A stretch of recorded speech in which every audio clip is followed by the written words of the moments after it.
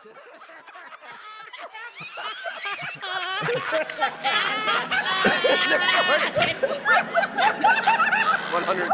right. Oh, okay. Let's keep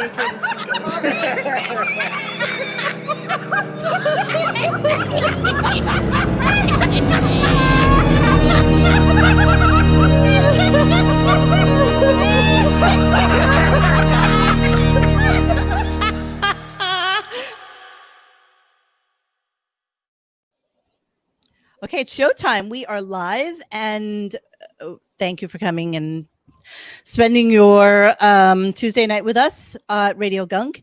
And tonight we're doing a show a lot of people have been waiting for, which is the I Hate Shuli show. And let's just say it, Shuli's just a fucking hack. And I just wanted to throw up on the screen whilst we're sitting here just getting ready to start the show.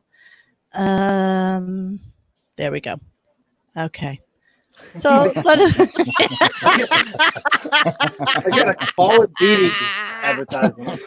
So who's here tonight? Johnny is here, and then Biznick, who you know from our forum, radiogunk.com, who has been just fucking crushing it with Photoshops lately.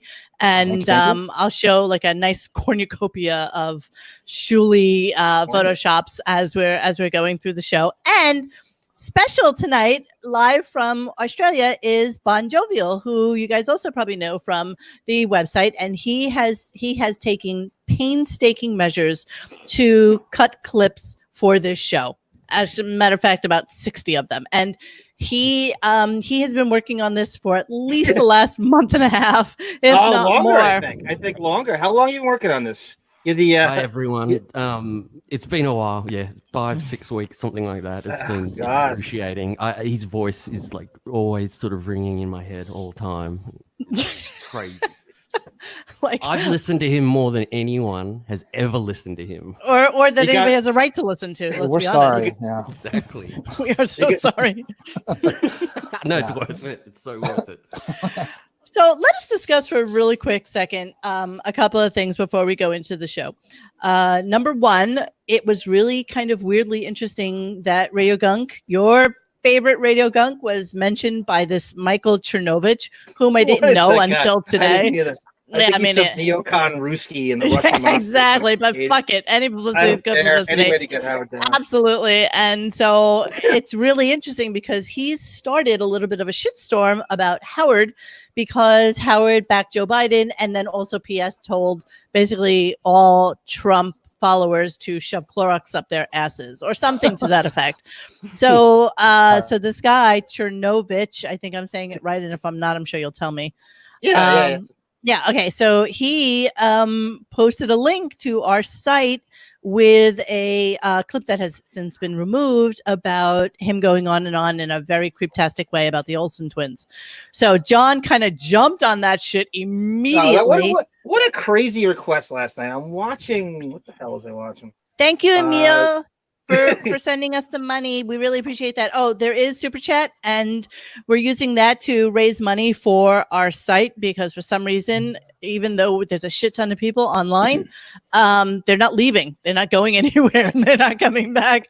So we are trying to fund the website, and we're using Super Chats to do it. So if you can give, you can. If not, I don't care. But it's just an option that's out there. So thank you so much. I appreciate that. John, what were you going to say? Oh, I was going to say I was making Shuli clips. I was just trying to cross some T's and dot some I's. And I get this text from you. What the fuck was it? 11:45? He goes, "Oh my God, the Olsen twins! Howard saying that, get the Olsen twins! That's Cernovich!" And I'm like, what? Some Ruski in a Russian mob in 1986 wants clips. Mary Kate and Ashley Olsen. Exactly. But everybody jumped on it. Thank you, Chet. Thank you, Bill. Everybody jumped on it, though. And that was the funniest thing. Uncle Larry. Like what? He looks like Putty from Seinfeld, and Arvidas Sabonis had a kid, if you look at his avatar. What the fuck are you talking about? I have no idea what you're saying. I actually get that. Oh, thank you, Andrew. Thank you, Pibble Girl. I really appreciate you guys. Okay, so that was really excitingly weird yesterday because all of a sudden we went from our usual 300 people online or even 200 people online to like 950 people as soon as he had posted that. And then it just started kind of cascading. And then John like throws out another Olsen's twins clip. And then somebody posts the many black faces of Howard Stern. And then Lair from Brown. Media Liars comes and puts her 2 cents in and says, look at this fuck and what he's doing. So yeah, it was really, really interesting how that just kind of all, cascaded into people starting to finally maybe, and it took somebody like this guy, I guess, to shine a light on the underbelly of Howard. So it'll be really interesting to see how God knows, us, we've been talking about this shit for forever. But it's interesting when other people finally shine a light on the soft, fleshy, disgusting Marfin underbelly that is Howard Stern. And so unfortunately you need this Fox News neocon sect to go after him, because that's, I guess, any kind of Trump bashing, that's what unleashes on that side. I'm the furthest thing from in that camp, but anything to take anything. Absolutely. I don't even care. Anything that promotes us or keeps or puts us into the forefront of anybody's conversation, I'm all for. I don't care who it is. I don't even care if it was those 2 friggin' Robin-esque manatee chicks that are Trump girls. But Ebony and Ivory, what are their names? Oh God. Salt and Pepper. Chi-Chi Chong. Where? From where? Those two African American women who are very big Trump supporters, and they got like taken off of Twitter or something. Oh, Candace Parker or something? No. Somebody knows what I'm talking about. I don't know. In any case. All right. So let's talk about fucking Shuli. And let's just talk about the word hack, because Shuli is a fucking hack. Okay. And, I like calling him that. And I guess maybe I had a different interpretation of what a fucking hack really is and what Shuli is.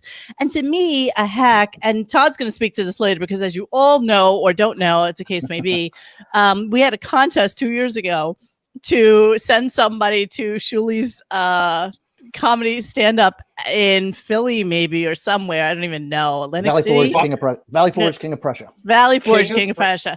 Right. And so Todd has great pictures from there. Legit, there was maybe 7-10 people in the audience. And so to me, a hack is that guy that, gets on stage, and the first thing he does is, anybody here married? Anybody here from Brooklyn? Anybody raise your hand? Anybody here hate their family? Anybody here hate their wives? Like that to me is a fucking hack. But in the purest sense of the word, basically it may refer to a comedian or performance group that uses hacked material or similarly unoriginal devices in their act. Since comedians and people who work with comedians are typically exposed to many more jokes than the general public, they may recognize a topic, joke, or performer as a hack before the general public does. As a result, even performers who do well on stage may be considered hacks by their peers. Okay? That is what this fucker is. He is that guy. He is not a comedian's comedian. He's just some Turd Ferguson. Thank you for $10. Love that name. There's Katrina 6 too. Thank you so much. So yeah, so that is what Shuli is. Shuli is a hack. Shuli somehow wormed his way onto that show, not too dissimilar to Ralph or Sal or Ronnie, all these fucking people that, just write a nice note to him and blow smoke up his ass. And, you had him at hello. And so mystifyingly, these people get to work for the show. And we don't understand how that happens. We don't understand what these people will ever do after they lose their jobs there. But somehow here they are, 10 years later, 15, 20, some of them 30 years later, and they're still on the Stern Show. So it bewilders one's mind to figure out how Shuli, of all people, who is really not funny, is the guy that is their go-to for jokes and for comedy. So with that said, let us go back into the, way back time machine, and let's find out exactly how it is that a Shuli came to be on the Howard Stern Show, shall we? So we're going to start off. So John and Yeah. Bon both did a couple of clips. Well, of course, Bon did 457 of them. This is the first time you'll actually see that John only made about 7 of them. But I knew Bon was doing such a. I mean, he's working this for 6 months. I don't want to step on any toes. His masterpiece, and I just wanted to dot a few I's, and because you're not going to get it all. Yeah, no, I don't care who. No, you I are, didn't. I want them. No one's going to get it all. And who's the real Bon? Is it Bon Duckwald or Bon Jovial? For another time. Good question. We'll have a Bon off. So this is very difficult to find, and I cannot blame you for that. I don't know how I found it. I truly don't. But this is from, I think, 2001, and it's when Mark Spriggan's not completely detailed. And this is Shuli's first call ever to the show. It's just a general call. He's calling in from Vegas. It's got to be 3 a.m. All right, let's just throw something out there that so all of you know that Care Bear is Wendy from the Howard Stern Show, who said, "I like Shuli, but I don't know more. Sell more dinner than him." Okay, yes, exactly. Wendy, I'm not going to send you. I'm not going to send you greenbacks, but I'll send you. Speaking of green, I'll send you 5 bottles of Mountain Dew, but it's got to be diet. All right. Wendy's Care Bear, so everybody say hi to her and give her lots of love. Okay. Oh, we love you. So let's start with Shuli. Must I even say this out loud? So Shuli's first call ever. Yep. All right. So here we go. Let's hear it. Thank goodness other people think it's something special. Shuli, go ahead. Hello? Yeah. Howard? Yeah. What's up, man? I'm a huge fan of yours. I'm in Vegas. Thank you. Hey, listen, I have a hypothetical question for you. Let's say, God forbid, you're in a horrible car accident. You died. In the trunk of your car, they find 500 tapes, either all gay porno or all duty tapes. Which one do you pick? Oh. Duty tapes. No brainer. Duty tapes? You'd rather be known as a guy who's into duty. Yeah. Hey, it's better than being known as a fag. Okay, there's a fact. Now, Shuli's intent here, can I just give you a little briefing? No. First, fag. I have to say, oh my God, John C gave us $100. Thank you so much. Wow. Fucking rule, dude. John C with the C note. John C. Very nice. Nice. Thank you so much. You can always make a comment and I'll read it out loud, or if you have a question or something like that, by all means do so. All right, Johnny, go ahead. I'm sorry. I just needed to interrupt. No problem. So the way I read this call, but just by going over it last night, is Shuli's every intent is to use fag and the N-word to get on Howard's good side. So he deliberately, he probably stole a joke from Jackie, and he tells an N-word joke, and he really phonetically pronounces the N-word just for Howard. And this okay. is, all right, let's hear it. You know, it's just better to be in the duty tape. You know that. Well, I know. I mean, if it was up to me, I'd rather they didn't find my porno collection in my trunk that I have to travel with it. Carry it with you. Oh, what a crazy man! You know, I don't even think I have any porno now. Isn't that weird? I mean, really? I used to have a lot of porno when I was married. Yeah. I don't know why, but wait, what year is this, babe? 2001. 2001, so 19 years ago. Okay. Yep. All right. I think I got Howard. Yeah.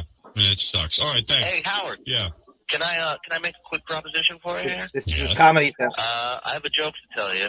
If I can get you to laugh, could I hold on for the trip for the Playboy mansion? I'll tell you what.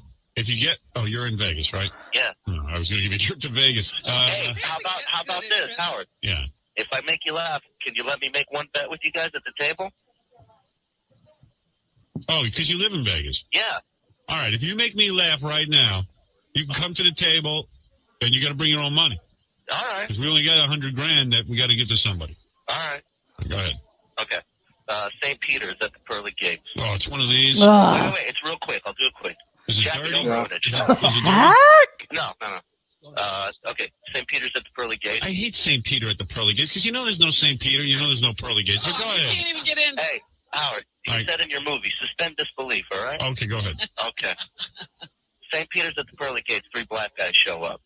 He says to him, wait at the gates. He goes into God. He says, God, what do you want me to do? There's 3 niggers at the gate. Hold on. God says, hey, this is heaven. There's no racism here. You let them in. He goes back to the 3 black guys. He comes back to God 2 seconds later. says they're gone. God says, who, the niggers? He says, no, the gates. See, that's You get it, shit. Monique? Black guys steal everything, so they stole the gates and their N-words. Howard loves it, right? That's how you get on his good side. Wow. Black people steal everything. You get it? Where's Beanie Mac? Is he in there? Black guy, you in there? There he is.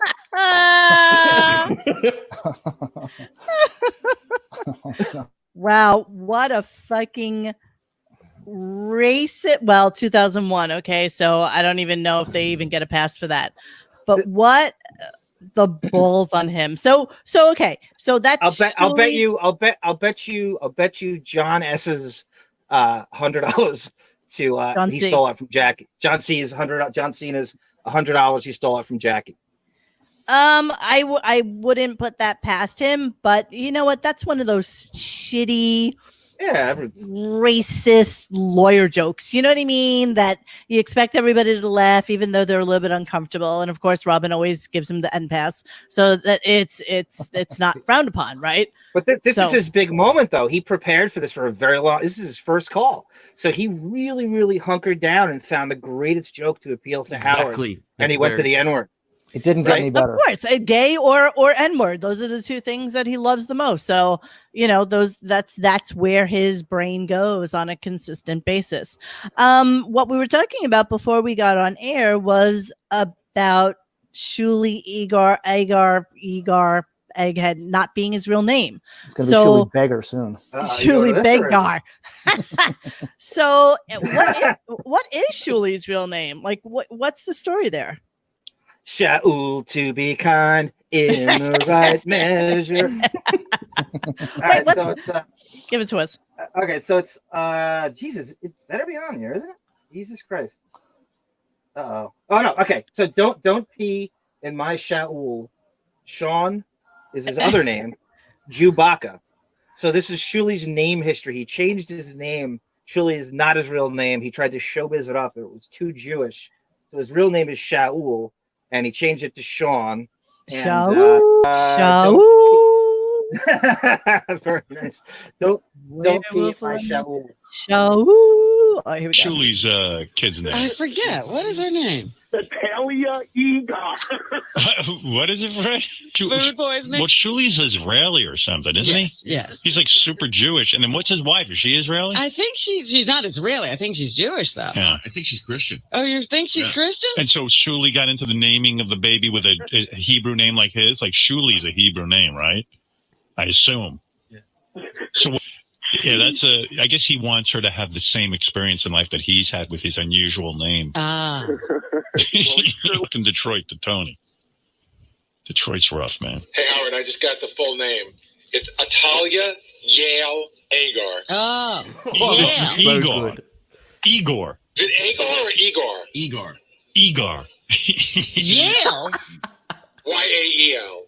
Yael. Oh, Yael. Yael. Yael. Oh, she's Isn't really got that an what the black Israeli name. Israelites yell out? Yael? Yael. Son He's of like super Yael. Jew. You know what it is? So then I guess he had a daughter and he wanted to give her the same. I love the way Howard will go on and on about Super Jew, where he doesn't even look in his own backyard to his fucking daughter, who's doing like fucking, Magic Garden guitar fucking solos with the lyrics, as if anybody wants to fucking sing along with that one. And she's like super Jew, like she's super fucking Jew, right? But the Jewish play, the Madonna play, was a huge story at the time. Like he had audacity. I mean, that predates that that's 2010. So the Jewish play where she did that Madonna play, that was 5 years before that. So and then the Zuzazoo stuff came after that. But you're so right. I mean, this is a vigorous moment even here. Yeah, all right, let's go on. Same experience, instead of like just fucking making her normal. Atalia Yael. Atalia Yael, come here. So the guys tell me that Shuli is not even Shuli's real name. Oh, That's really? his nickname. What is his name? His real name. Shalayim? If I get this wrong, I think it's Shaul. Shaul. Shaul. So he had a good kid, right? What's the kid's name? Arugula? Atalia Yael. Atalia. I thought Howard, no kidding around, I go, Yael. I said to Shuli, I go, what's the deal? What'd you give the kid an Italian name for? I thought it was Italia. Right. Like something Italian. Yeah. And he goes, no, it's an Israeli No, name. this is the best name. Atalia. He bet. I should say, is your wife Jewish? No. So okay, and she didn't convert. No.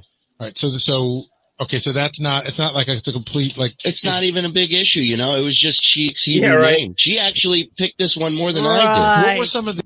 Yeah, he did the whole rap. Oh, you're super Jew. But I think the other rap was, you know what it's like to live in the United States with a very different name. Very well. Like you must have taken a ton of. You think at any point Shaul, because that's his fucking name now. Sorry.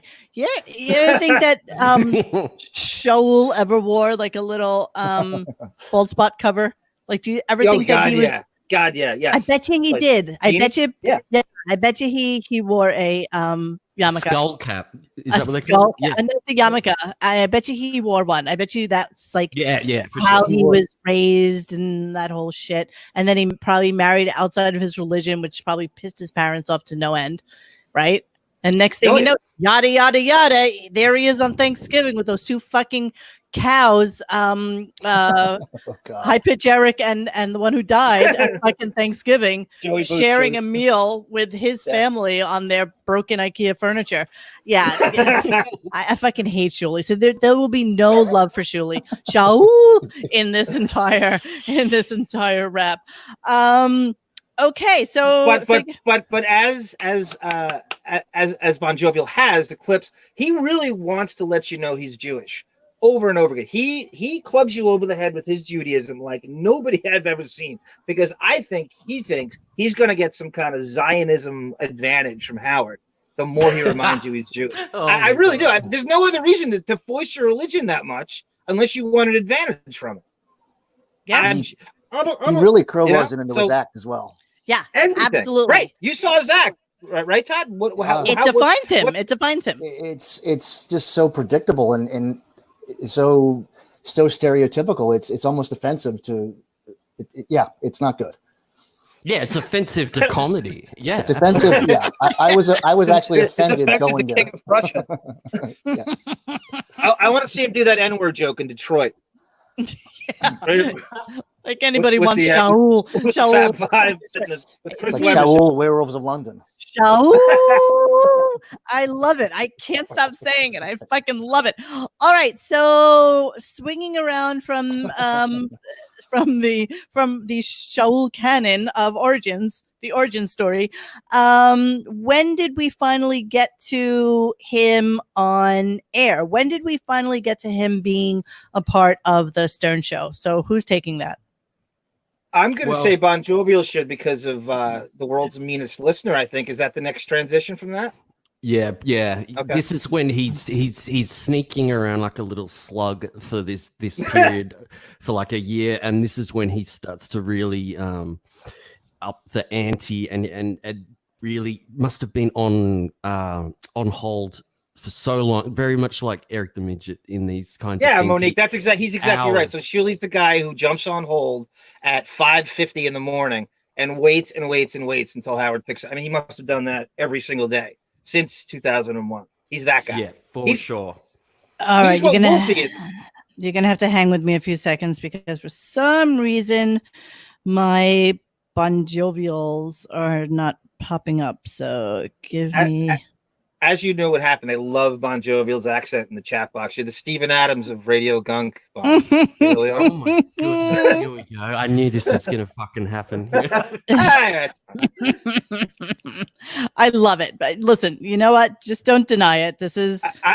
I'll tell you what, if you want to fill some time here, just to vamp, your Aussie brethren are the best actors there are in the world. I mean, those guys over and over again. You get the performances from Russell Crowe and Hugh Jackman and on and on. You've exported some of the best thespians the world has ever seen. It's like 10 of them. It's right? It is strange, and it's like Heath Ledger, you know. Yeah. There's a huge swap. Bon Jovial is personally responsible for the importation. I take pride. Yes, obviously. All right, so accept the award. So Bon, we're going to take it from you. So what clip do you want me to go to now? So what we've got is the world's meanest lister contest was 2002, November, December, and what the setup is that you'd call for a minute or send in a tape and basically roast a staff member. And so the first call here in this is Shuli. He calls in to ask the most mundane question to get on the air about this contest. So if you want to go that one, number 2. I'm going. Here we go. Can I ask you a question about the roast contest? Yeah, sure. Hey, we got. By the way, his voice is seriously like a fucking fetid potato. Like it's just like, you know, there's no inflection in his voice. It's just nothing. It's him lying on the bed with his head on the side, holding the phone for an hour, waiting, and then just being half asleep. And it's always, "Hey Howard, hey Howard." In all these calls, he'll be, "Hey Howard." That's He's just cool waiting to say it. That's cool guy Shuli. He's just Shuli, just casually waiting. Oh, here we go. What a cool We got guy. a great contest, world's meanest listener contest. I want to ask you. You said specifically yesterday that we can only roast one person, right? Yeah, In the 60 seconds. in the 60 60 seconds. second tape. Now, if you advance to the next round, do you still have to roast that same person? No, No, Oh, no. you're not stuck with that person. Good, because I'm just debating who to go with here. I got way too much material. Who are you thinking of going Oh, with? so much material. I don't know, man. I mean, Gary, I got the most material on, but I figure everybody's going to be doing Gary, you know? Mm-hmm. I was thinking to just do a reenactment of his videotape to his girlfriend, That's funny.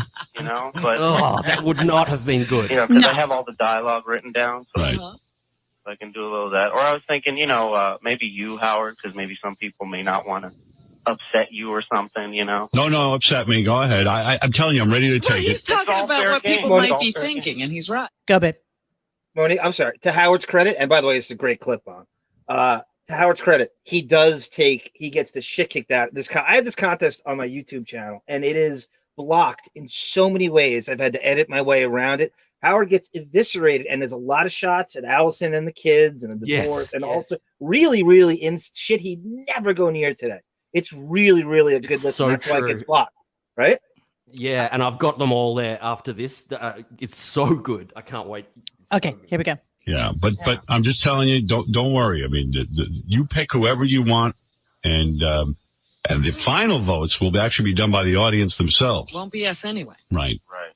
So send us a comedy bit roasting one of the members of the show, no longer than 60 seconds in length. It's got to be on CD or cassette, no other formats. We're flying people in. If they Okay, so that's just the. Okay, yeah, fetid potato. I love that. Fetid potato is my new band. All right, wait. Scott Bale is asking Mo, please tell me you guys have the baby clothes fight clip. Do we have that right, Bon? Doug Goodstein? I'll talk about it. I didn't put it in. If we can, I'll give it a moment to explain why. It's such a circular argument. It's long, and it's this long. is surely to a T, a circular argument that.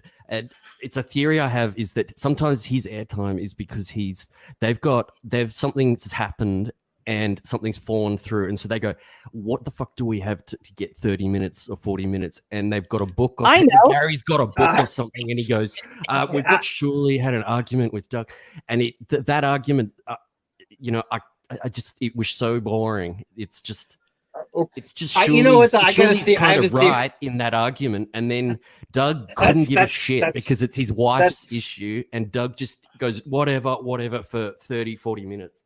Okay, that's why you skipped it, Monique, because I was petitioned to get that last night from somebody. I think it was Horsetooth Beth or someone, and I said I don't want to get it because Shuli looks kind of good in this. It's not to make him look good. It's like the one time. It's like the only time in the show's history where he kind of looks right in the situation. Well, fuck so we don't need that. Because we are here to hate on Shaul. But I know. But I've got to say, I know he's going to be listening. Shuli will be listening. John and I were saying that before we went on air.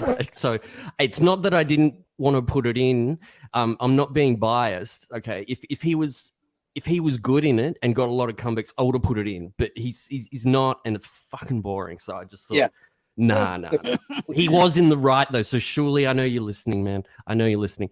Yeah, you were, but it should never have been on air. It's because a guest fell through or something. That's how you get on air, man. He got sent in for long relief. Rodney, I'm sorry I ignored your post. I'm sorry for that. We're Bon Jovial Air Supply or Bon Jovial Air Supply or AC/DC, Australian National Treasure. I thought you meant 50 odd for the grunts. Oh God, Russell Crowe.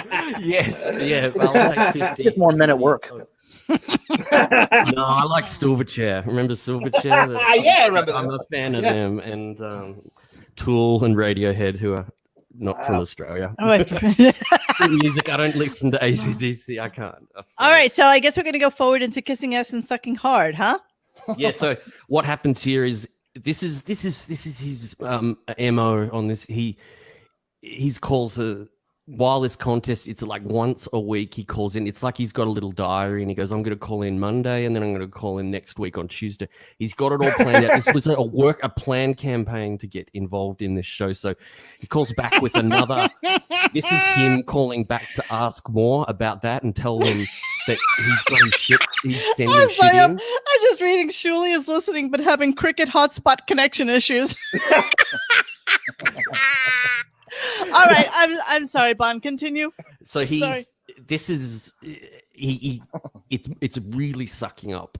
So he's telling Howard that his tape's coming, and then he just sucks up for a few minutes. And this is the fucking awesome example of him just kissing us, and it's all, hey Howard. When he says hey Howard, and then says something, and Howard and Rob and roll with it, and Artie, and then he's waiting for them to stop. You can feel it through your bones. Okay, here we go. Let's go to Shuli. Not you. Yeah, what is that you? Shuli, go ahead. Hey, morning, guys. I'm telling you, Howard, my tape's on the way. I got a lot of great stuff coming to you guys. And I got to tell you something. This tape's get me riled up. Yeah, I watched E-Show last night with David Blaine and Manu. Mm-hmm. She is hot, man. She's like one of the hottest. Seriously, I think Tiger Lily said it. Like his voice is it's peanut butter nasal. Birth control. It's the worst. But like he's not even made for radio. He's not made for anything. Exactly. He just needs to hack it up and spit it out already. Exactly. He's so phlegmy. I hate it. Chicks you've ever had on that show. But I gotta ask you a question. You see this chick, and you know she's dumb enough to fall for a guy like Blaine, right? Oh. Well, we have to do this now. We have to take that chick's so hot. You have to be mad at David Blaine. Of course, we're mad at So him. now she's dumb. Chicks are crazy about David Blaine. They think he's mysterious. They think he's good looking. Where are you going with this? But I'm with you. Okay. She's got nothing upstairs, right? She's falling for a guy like Blaine with zero personality. Don't you think during that whole interview, I could take this chick at any minute? I could just feel her. I could just feel her from him. Don't you think that? Yes.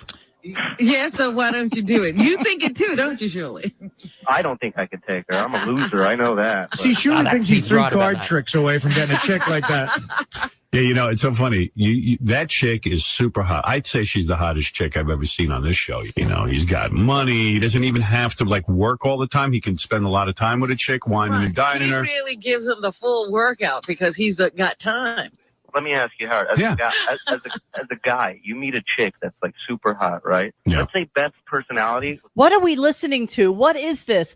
I'm literally zoning out on him. He's so fucking boring. This is why you've got to play it, because this is him. This is we've got to suffer. That's it. Shuli, you couldn't steal Blue Iris from Pat Cooper. So Rodney said that it was a trick question. The correct answer is Rick Springfield. But the thing with Springfield fools him because Springfield's eradicated his Aussie accent. You can't. It's completely undetectable when you hear an interview of him. I never knew who Rick Springfield was until I saw him in an episode of Weeds. I don't know any of these guys. I don't know. You shouldn't know. Yeah, And he you know was. what? He Shame did on you do. for knowing. Really, we would think less of you if you did know who Rick Springfield was. Like David Blaine. Would you be with her? No. I've guy would dated put up hot with a chicks. Personality like that. I dated hot chicks with no personality. It's like David Blaine staying a long time. He stays for long enough to bang him good. Yeah. Howard, you know what was great? The fear in David's face when you asked his girlfriend if she wants to marry him. Oh, yeah. His face just dropped, man. He didn't move. He would never indulge a call like this today, by the way. Like, the fact that he's indulging this phone call is really suspect to me. Like, You know who he'd indulge it from? His doppelganger, Wolfie. Because Wolfie is Shuli 2.0. Wolfie is the new Shuli. That's who he engages from. So I don't think back then it was set up, but I do think he probably called and said, I'm going to do this, this, and this. And it's written out. And Howard knew he had 15 minutes of boredom in those days, he would linger for a while. I know, but this is such inane conversation. Like I too am zoning out on it. I'm literally just looking at comments. I'm not even paying attention to the fucking clip. Start questioning life and everything. Exactly. Put yourself in Shuli's head space, right? So it's 3 o'clock in the morning in Las Vegas. You're saying, I'm going to call Howard and I'm going to talk about David Blaine and the reaction on his face. And you're writing this down on a piece of paper. This is what you're going to spring on him and the audience in the morning. And then have the audacity years later say, yes, I'm going to get paid for this on stage at King of Prussia, Pennsylvania. You didn't get paid much. I'm going to charge money for this. How much were those tickets, Todd? Dad. I think the price was like $20 or $17. So it wasn't a lot. So $17. How many people were in the audience? It might have been in the teens. Okay, so let's go with 15 because that's an easy number for me to divide by. So even if it was like $20, right? So that would be like $200, maybe. Well, that might have been the gate, but his $300. I'm sure he had because he's a big draw, but I'm sure the venue lost money that night. Let's put it that way. Well, Monique, we have these conversations all the time. I don't understand how these stand-up clubs get people to come out. Like they're just advanced ticket sales, and that you're going to get up from the comfort of your own home with Hulu and Netflix and Amazon and every channel imaginable, and you're going to go see Shuli for 2 hours. Guys, keep in mind. Yourself. Sorry, Arm. Keep in mind, this was at a casino, so I bet half of these tickets were comped. Good point. Right. And there's poor Todd getting fucking shit-faced, hanging out and gambling, waiting for this magical moment where fucking Shuli pops up. I will show you a picture later. Yeah, I completely lost that night entirely. It was just a lose-lose. It's a lose-lose, yeah. Todd, how tall is he? He's 5'6"? No, he's 5'9". He might be 5'10", but the short end of 5'10". No. He was next to John. John had him by a full head. Oh, hunchy. Shuli said he's 5'6", 5'7". So I reckon 5'5". Yeah. All right, I'm gonna continue with this board. He's got osteoporosis. It's very bad posture. He didn't like that question. No, he didn't. No guy likes that question. No. And they had the E-scroll again last night. And this thing pissed me off, man, because you know what? You made that E-channel what it is. No kidding. And they didn't put anything up about Fred's wife having a baby, but yet they put up Noah Wiley and his wife had a baby tonight during your show. It's a good point. It's like at least they could pause it there. Yeah. This is his origin. He used to call up, and when the E show was on, they'd have that scroll at the bottom, and he would read them, the scroll. Yep. So that's his origin, and this sets up this. That's his mind. That would be worth calling about. That started the Anna Nicole feud, right? Bon Jovi, when they would promote her show because they're on the network, and they would show her stuff on the bottom, and it turned into that whole thing of Howard getting bitter. So that's in his mind worth calling about.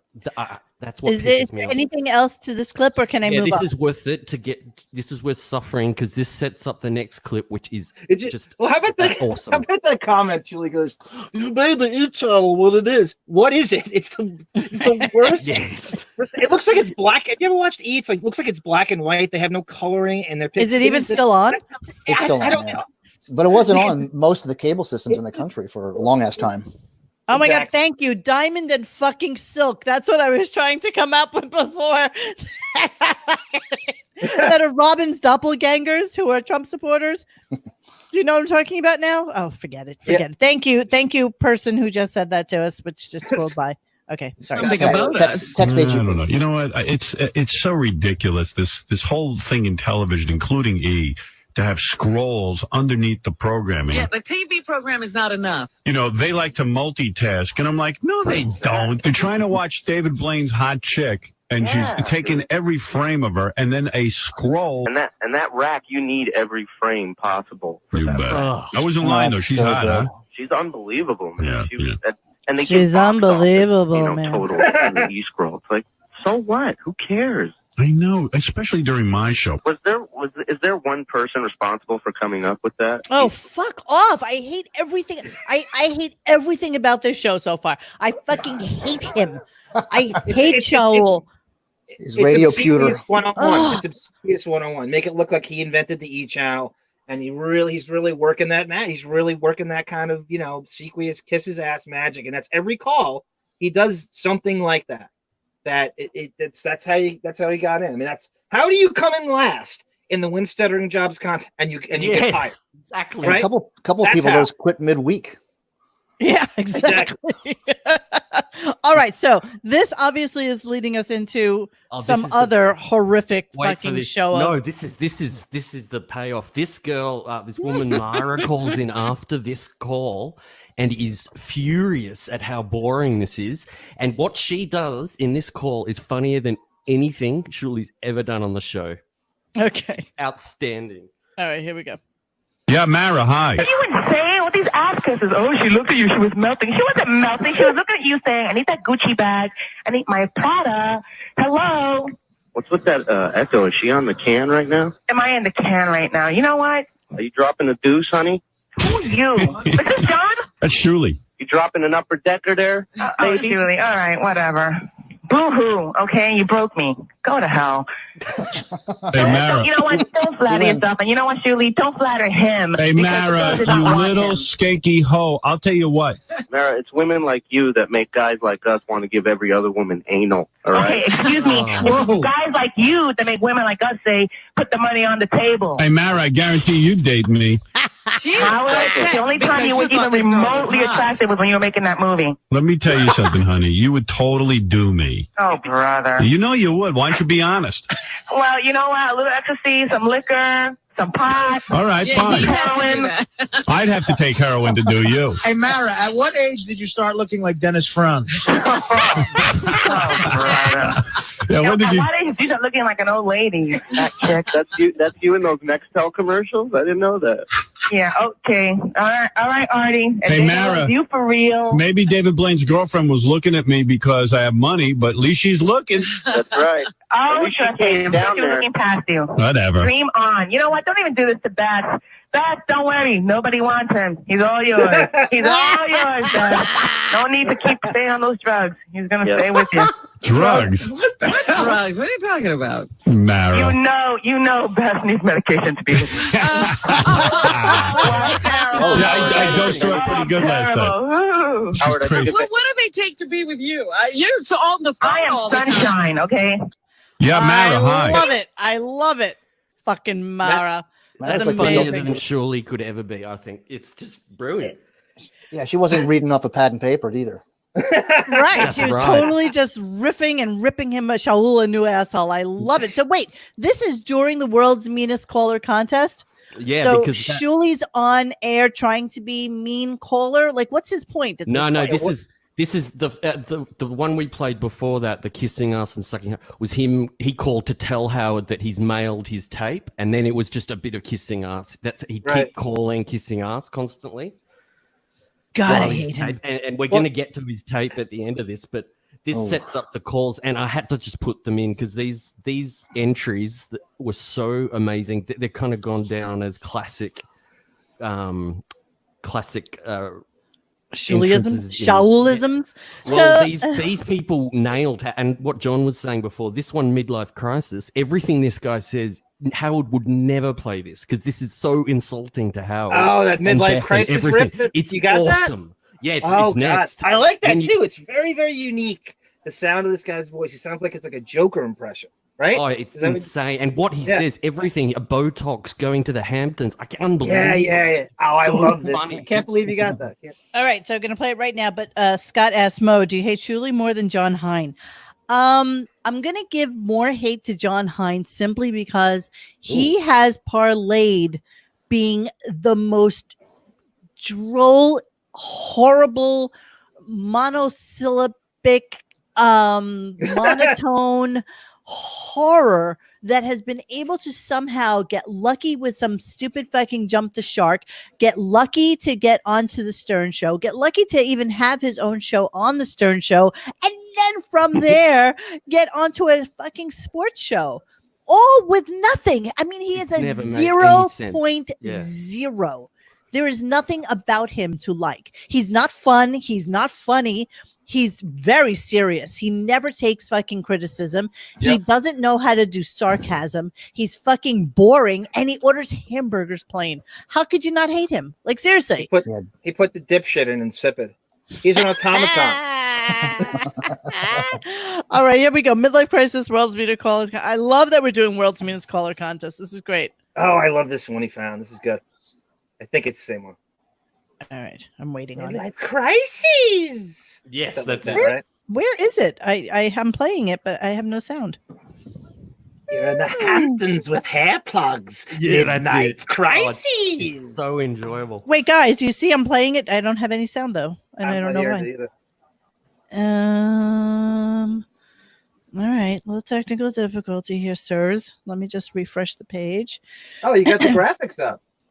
You went away from that for a little bit. Scott C. Shuli's on fire. Let him burn. I know. I'm trying to multitask here. Let me see if I'm not putting pressure on. I just think it looks really cool. No, no pressure. I'm just trying to figure it out. Traded in your wife and kids, Howard, for a 30-year-old swimsuit model. Midlife crisis. Putting extra bass in your new radio voice so that you sound like a... I'm sorry. What is this? That hurts. This is a roast. This is one of the entries to the contest. These next clips Oh, are really good Jesus entries. Christ. Are you kidding me? Wow. Golden brother. Midlife crisis. Does this not sound like Howard in the gay basement? Yeah. Like out of the closet the Stern? homo room. The homo room, right? Oh, my God. Trying to get in shape like a young Bruce Jenner. Midlife crisis. Getting tattoos all over your body. Is that Chris Wilding? Like, who is that? I'm I'm sure it's not. He's probably too young for this, but this is It's horrific. very unique. Oh, it's not, Monique. If you wrote that It's out, awesome. if you wrote out the material's great. If you wrote, he's just doing like a shtick. He's trying to sound like a Batman villain, but if you wrote that material out, it's phenomenal. It's so ahead of its time. He called him Bruce Jenner in 02. All right, I'm gonna give it a little. Wait, the one earlier he said adding extra bass to your voice to sound like a it's all in there. It's twin brother. All right, you know what? I was overlooking it because the horrificness of the voice. So let's try this again. Oh, Okay, it's brilliant. To cover the ground, live sports. I'm gonna go back. Traded in your wife and kids, Howard, for a 30-year-old swimsuit model. Midlife crisis. Putting extra bass in your new radio voice so that you sound like a Goldman brother. Midlife crisis. Trying to get in shape like a young Bruce Jenner. Midlife crisis. Getting tattoos all over your body to cover the brown liver spots. Midlife crisis. Sneaking off to the Hamptons every weekend for hair plugs and Botox. Midlife crisis. I can't. I don't think I can do it. I can't do it. I understand. It's not for everybody, but I thought it was incredible. I'm This shocked. is Howard's own entry to his own contest. I think he submitted hair this. plugs and Botox in 02. This guy's bringing up. We weren't on that yet. We way were ahead of not its time. on that. No, not yet. Oh, that that's might right. be He Dame was all Bethman, over for it. God's sakes. He's all over his like worst things, Well, and the fact that Howard played it is kind of shocking to me. Oh, let me say that's It's Horsetooth incredibly Beth's column. She stole that from Horsetooth Beth. That's her What? column. That Dame Bethman was stolen from Horsetooth Beth. Yeah, Yeah. I agree. I'm totally with you on that. All right, so that's actually horrible. I don't even know what else to say. I am stopping it, Patrick. I know. loved it so much. Monique's putting blue in her hair. Midlife crisis.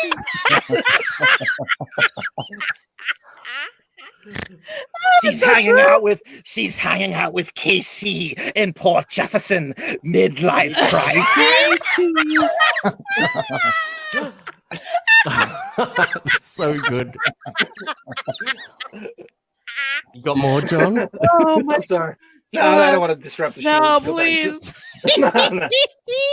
Oh, that's throw so a few fucking more funny. in during No, the- shut up, you. All right, I want to move on to the busyness. What is This that? is someone roasts Robin. This is another entry, and it's fantastic. I love it. Okay, here we go. Let's see. Robin, here you go. This is you. I'm too busy. I'm too busy to help you. I'm too busy to go to a child molestation dinner. I'm too busy to learn how to swim. I'm too busy to know what Mr. X likes. I'm too busy to get a computer and learn how to use it. I'm too busy to learn how to eat right. But I'm not too busy to know sports. I know everything about sports. I know baseball, boxing, basketball, football. I know all about whatever. I left my own jokes. I know all about child rearing, and I know all about marriage. I know everything, but I'm just too busy. You don't know it. Wow. You gotta hear the whole. What? You gotta Well, you gotta hear the whole. It's really, really like one of the most underrated things that show's done in terms of the material. In terms of they'll never go down this road again because it cuts so deep. They took shots that none of the roasts at Sirius even took. But it's again, it loses something because it's sent in tape. So you have to hear this at the time.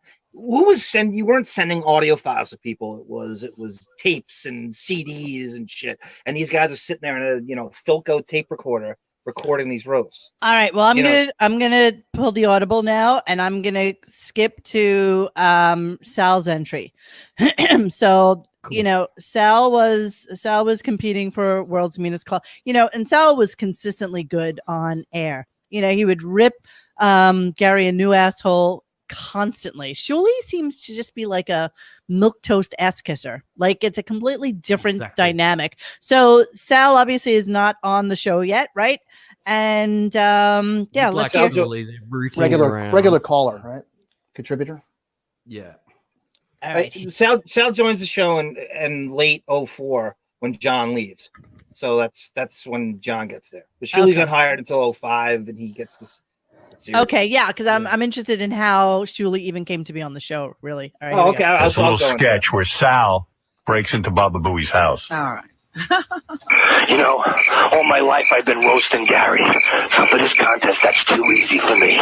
I'm in front of his house. I'm going to break in and rape him right in his dirty, filthy shithole.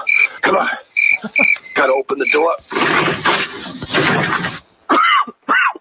Jesus Christ! Smells like horse in here. There he is, hanging from the chandelier. Get down here, Gary! Yeah! Right in your dirty, filthy, horse-tooth creature from the jungle dirt hole. Yeah! Turn around, you freaking nature. Oh, look at them big lips. Ah, here it comes. A little Baba Booey. Oh, cocky. Oh, yeah! Baba Booey. Ah, yeah, Baba Booey on your face. Oh, Jesus Christ. Very good and very creative. The use of sound effects. He was just a stockbroker, but still very creative guy. I love it. Okay, so here we are. Shuli's entry, World's Meanest Caller. Yeah, so, tell me about this. Yeah. You just play it and suffer. This is what we're going to do. This is what this episode is about. Suffering. This is suffering. You are so right. And you called it. You said you're just going to suffer through the whole fucking show. And it's just horrible.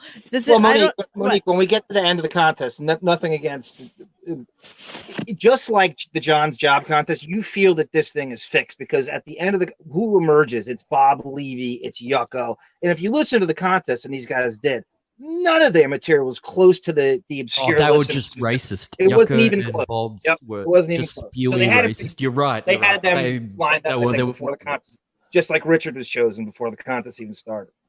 It's always fixed with them. Nothing's real. Nothing's on the up and up, just like wrestling. Okay, here we go. We're gonna. John, you done? No, what he said was good. No, I'm not. True. Monique went to an X-Men premiere and posed with Hugh Jackman. Midlife crisis. Yes, I love it. It's such a dick. Shuli roasted you.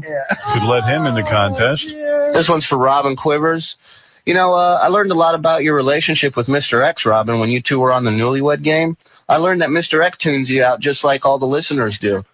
You know, Robin, every time I see those babies, I think to myself, damn, those things are huge. Mr. X must get lost in there for days. And I hope I'm not out of line for asking this, but I gotta know, do both your ass cheeks weigh the same?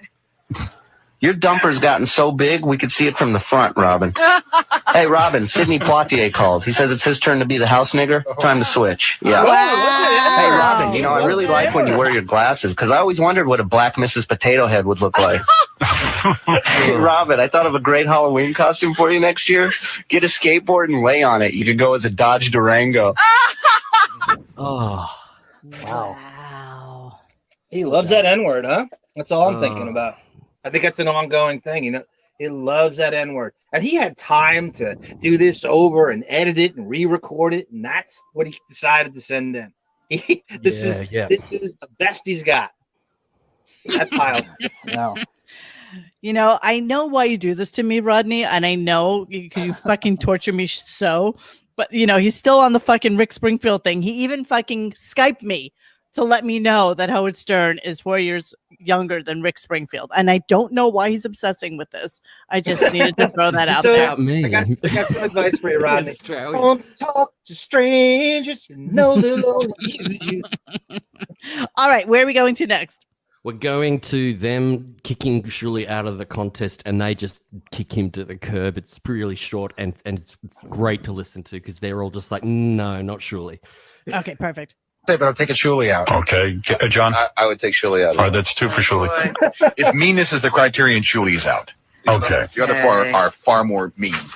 All right, so the answer is, how many for Shuli? 3 votes for Shuli to go out. For Shuli. Is there anybody with my favorite shitty job? Oops, sorry, went to the next one. So, okay, so he's completely eliminated from World's Meanest Caller. Who won He comes that? in light. Bob Levy. Levy run, right? Yeah. Yeah.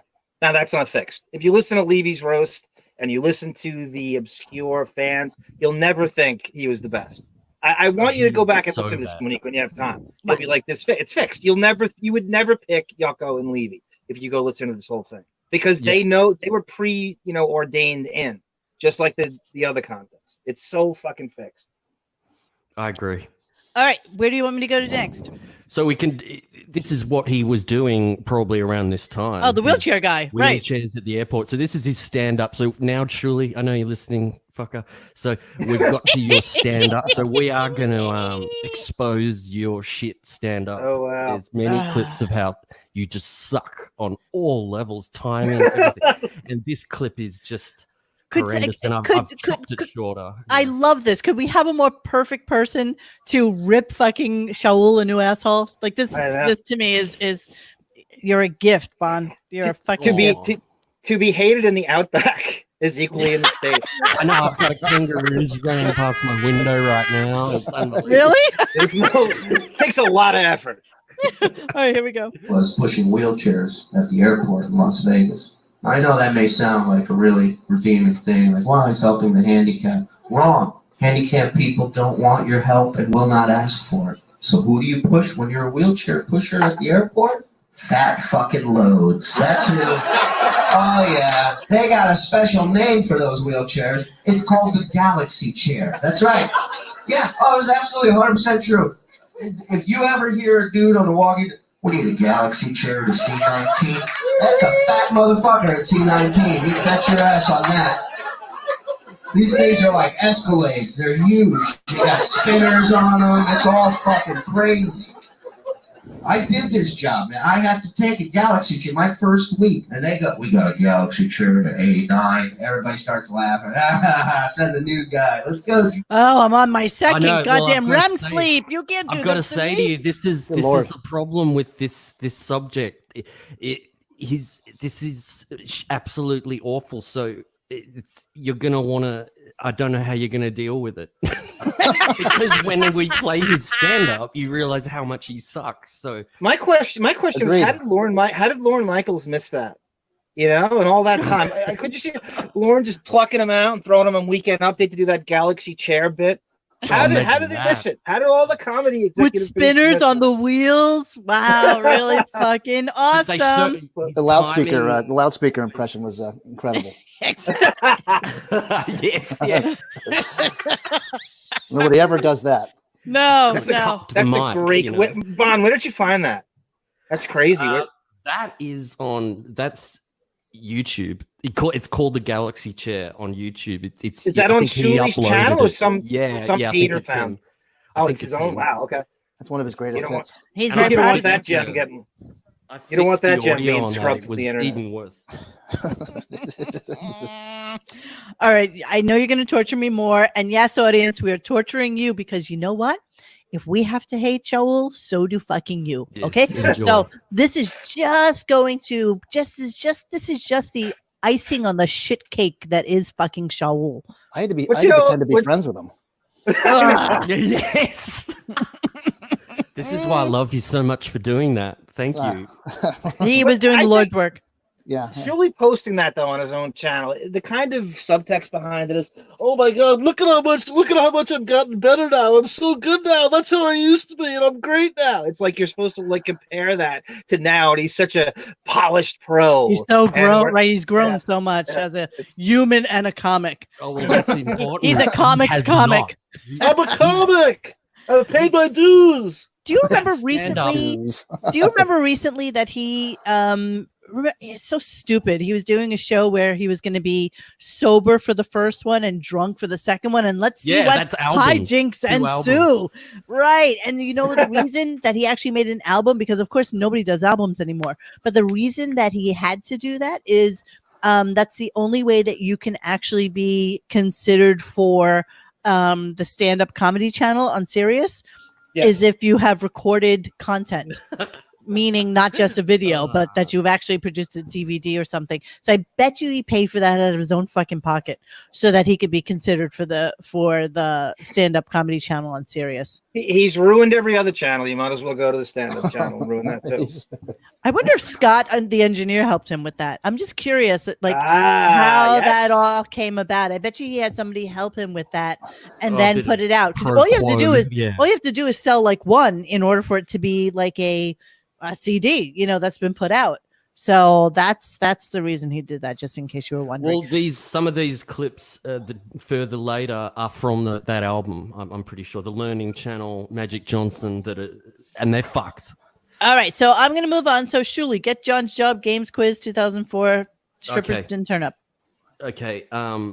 So this was a big comp, and I've got the info on this of who participated. I'll just bring it up. But so Shuli enters and this is what you got to get used to with these contests. They're all the same fuckers entering. It's Levy, it's Yucko. Yep. It's, Dan the Song Parody Man, all of these people are always absolutely desperate. So, well, if you recall, it was supposed to be open to civilians, and then it came when it all came to be. It was all cronies. It was all people who had kind of been in with the show already, and so there was no. It was supposed to be wide open to civilians, and that's what they had that preordained. And Richard got hired by. All right, so 13. Yes. So I also have this game, and as you know, the strippers didn't show up. Yeah, great. But I have a backup plan. Yeah. I came up with something else. Go ahead, do it quick. Well, this game is called Benji Put Your Clothes Back On. All right. It's going to be the same trivia questions. Benji's going to start out the game completely nude. For every question, he'll put an article of clothing back on. Somehow that doesn't excite me the way I thought about strippers. You know what Benji will do? He'll make sure he answers incorrectly. So you guys are answering the questions. You're right, Robin. Alternate for strippers not showing up is Benji getting naked. That's my backup plan. That's equal. All right, Benji, take off your clothes. All right. What I was going to say is Benji's disturbing even in his buddy. clothes.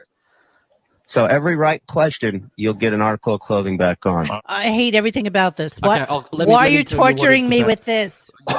Get used to it because it's going to get even worse. But this is his entry into this competition. So he he was going to bring strippers, and that fell through. And then all he can scramble together is to get Benji to come in, and he asks them these awful. No, this you got to play this because this sucks so bad. What the questions.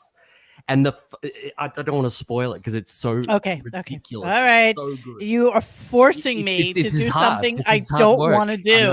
I'm sorry. Okay. All right, good. Let's do that real quick. Here's Benji. Every wrong one, though, he's going to bend over and pick something up.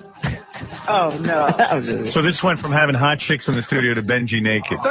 Seriously, no joke. Do I not have great legs from my knees to my ankles? Legs? What is that? No, they're horrible. They're horrible. They're not attractive.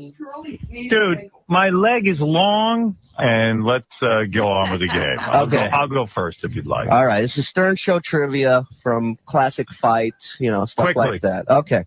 What was the longest amount of time Robin Quivers and Stuttering John did not speak to each other? Here are your three choices. Go ahead. A, 2 months. B, 4 months. C, 3 weeks. 4 months. You are correct. Thank you. All right, please put something back on. He's putting on a sock. I knew it. She loves being naked. This sucks so fucking hard. Like, I know. I'm actually getting angry, and we're only on clip 13. All right, just so everybody is fully aware of what we're talking about right now, there are. Wait, here we go. Keep going. No, a lot of these are just 58 fucking clips. This is what I'm trying to be. We are on 13, and I'm already having like a migraine. Like my temples are pounding. No, I've segmented from this. them into. I'm being really anal, but I've made clips. It seems big, but it's not. I promise. I promise. I've tried. Do you want me? You want me to continue with this fucking game? Well, I'll just.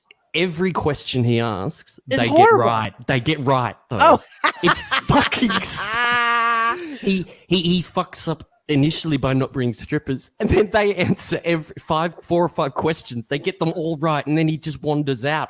And he's such a dickhead at the end of this. He goes, he knows it went really badly, and he asks if he can sit in for the news. And Howard lets him. Does he really? Yeah. Really? And he sits in and oh man, and this is the first taste of that lack of self-awareness, to think the audience wants more of this, and to force yourself on the audience when all it can is to get rid of you at that point, and you're going to force yourself onto the audience for the news, which is really reserved for Richard Belzer and Nick DiPaolo. So right, it's so true. Katie says there's more clips here than people at one of Shuli's comedy. Truth. Classic, Total truth. Katie Aldana. All right, I have to move on. Robin I gotcha. song parody.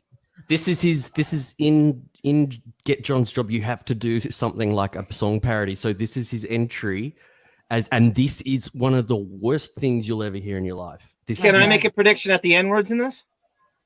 Can I? Yeah, there yes is. Or no? Yes. Okay, Man, okay. you'd have, We're on I a had a little brain backpack. We're on a fart there. little. You'd have no idea how right you are. Okay. All right, let's listen to Shaul singing. Here we go. All right. Sense of pattern. Shuli has a song that he did, a song parody. What is your song, by the way? It's to Betty and the Jets. It's a little tune I did for Robin. It's called Really? yeah. What's it called? So is Robin the butt of his ire pretty much Yeah, whenever he needs to do Same with something for the Levy, show? same with Yucko. They've got no imagination. Yep. Fucking Right to the Oh. N-word. I don't know if I can even say the title. Like, Oh, that'll work out well. no, I mean, thank you very much. You just see what you This did. one's going out to my special chocolate princess, Miss Robin Quivers. The skin tone of a ding dong, and I love you, baby. This one's Wow. for you. Ding dong. Hey, Quiv, get your morning jogging. The sunlight shining bright as your just starts to open. 3 blocks left, don't let the poopies hit the ground. Oh, this is about your trip to Jogging Yeah, back. San Francisco. Oh, is that where was this? I was in Napa with When you had Stella Rocker says Arm was Jovial's clip fuck. editor. I saw that. I was wondering if that might just slide by. That's Thanks, a compliment. fucker. That's a huge compliment. Keep them coming. It's like, oh, the song's playing. That'll go by. Nothing gets by. accident? Yeah, Robin was jogging and made a duty in her An pants. implosion. Yeah. Yeah. Oh, that's a good topic. Thank you. Yeah.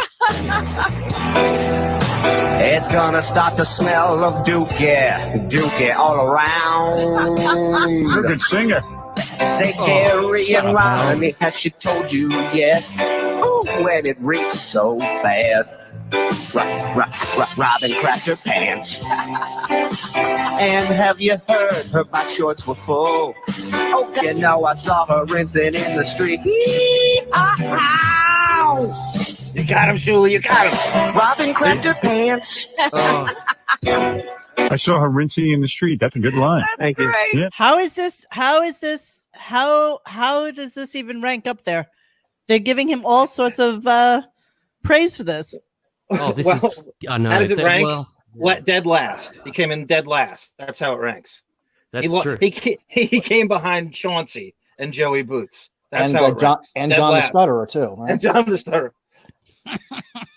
All right, gotta move on. So Shuli stand up. All right, yes. You have many clips of Shuli stand up, but we have to pick and choose our favorite spots here, Bon, because I know. Okay, so Magic Johnson's really short. and will we hate it because that's what this is all about? Okay. You've got to get into these modes where I just binge watch stuff on TV, and I got stuck watching these ESPN 30 for 30 documentaries. I love them. They had one on the Lakers and the Celtics, Magic and Bird. Magic Johnson is my favorite basketball player of all time. How original. I remember I was 16. He made the announcement that he was HIV positive. 16, I just started crying because I had blown him a few weeks before. You can't get it that way, can you? There you go. Really? What do you think? Yeah. So don't worry about the others. If you want to go to Daniel Carver roast, now we've got to roasts. So I've got all the roasts, and this is Shuli, how he Shuli, I hope performs. you get raped in Sacramento by Vlade Divac. Okay, nobody got that except for you and Todd, just so you know. And all of Los Angeles. All right, so let's Daniel Carver roast, Shuli. This is it, and we've got Gary roast, we've got Artie roast, and these are just bombing like a absolute. And what happens is Howard laughs and Robin laughs because you can bomb a bit in a roast on this show, but you can't bomb all through it. So they'll help you a little. Bon, did you get Artie going after him at those roasts? I'm pretty sure I did. I would. Okay, good. Yeah, Artie hits him nicely in those roasts. Okay, here we go. Cheering for Bob Levy. Bob's like the great-great-grandfather I've never had. Lisa Lampanelli's here, and I have to say I think Lisa's hot. I do, but then again, I've always wanted to fuck the Michelin tire man since I was a kid.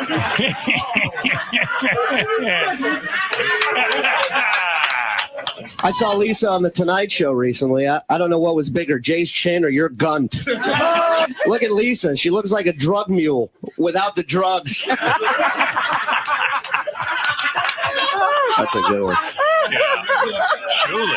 Yeah. Lisa loves banging black guys, and to all you black guys, I just want to say thank you. I wouldn't fuck her with Judy Gold's cock. I'm just kidding. We all know Judy doesn't have a cock, but she does have an enormous cunt.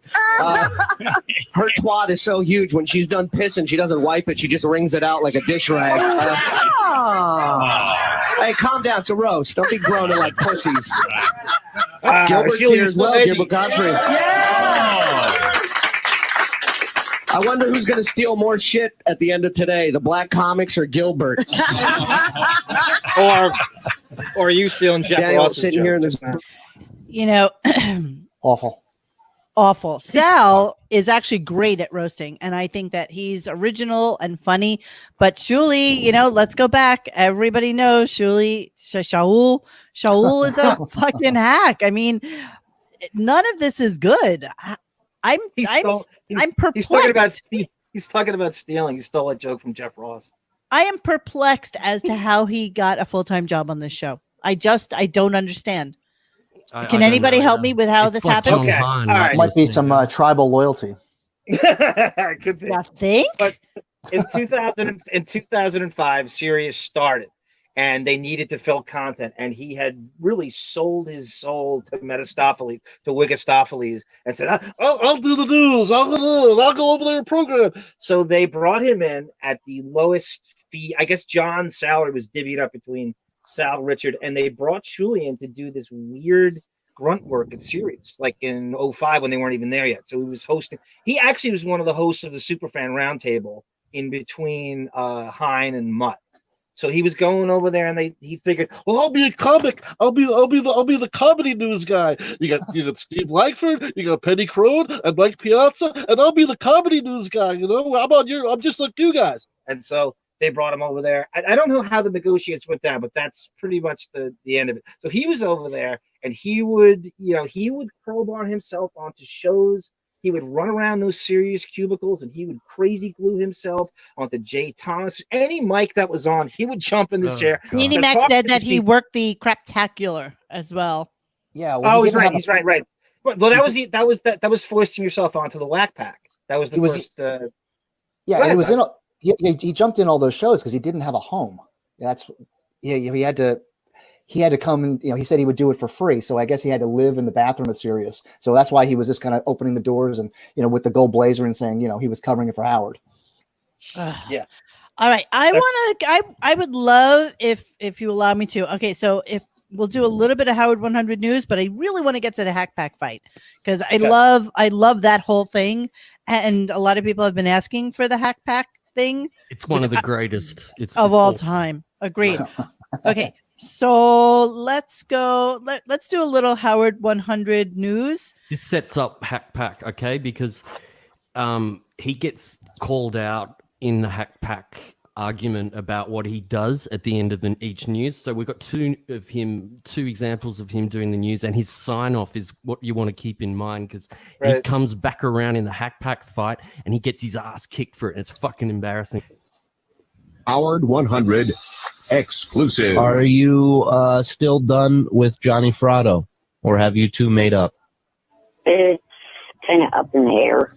Eric the actor has not kept his feelings secret about manager Johnny Fratto paying very little attention to Eric and his acting career. In fact, last time I spoke to Eric, he was 95% sure that he wanted new representation. So I called Eric to see how things are going. Are you guys talking at all? So he was basically always a fucking Whack Pack wrangler, right? I mean, that's like Beanie Mac just said. That's how that was one of the foots in the door to do it, to attach yourself to these people and prey on the lowest form and the mentally ill, the mentally disabled, and attach yourself to it because we all know this Schadenfreude radio is the order of the day on this show. All right, here we go. Let me finish. Sorry, I lost my place. Give me a second. Yeah, not really, but I'm going as soon as he finds time. I am going. No joke. I used to actually shut the radio off when Eric the midget came on. I fucking hated him so much. I did too. Not gonna lie. I love that little guy. Very polarizing. Very polarizing. Love or hate. Maybe we'll do a show on him one day because I really hate him too. I would love like to be Eric. on that. That's not a bad idea. That's not a bad idea. All this shit we pitch that's never come up once. Never. That's because Whack Pack is normally not something that we kind of attach ourselves to. Like we made a call early on to not really talk about it, but he's dead, so fucking cares. But he's a thinking man's Whack Pack. Yeah, I guess. Give him another shot. Oh, so it sounds like you're chasing him down and he's not getting back to you. Well, let's just say he's having some problems. He has to. So this is basically exactly what he does today, except years ago for Howard 100 News, right? That's right. And he tries to crowbar his stand-up in. He makes little quips through it. Yeah.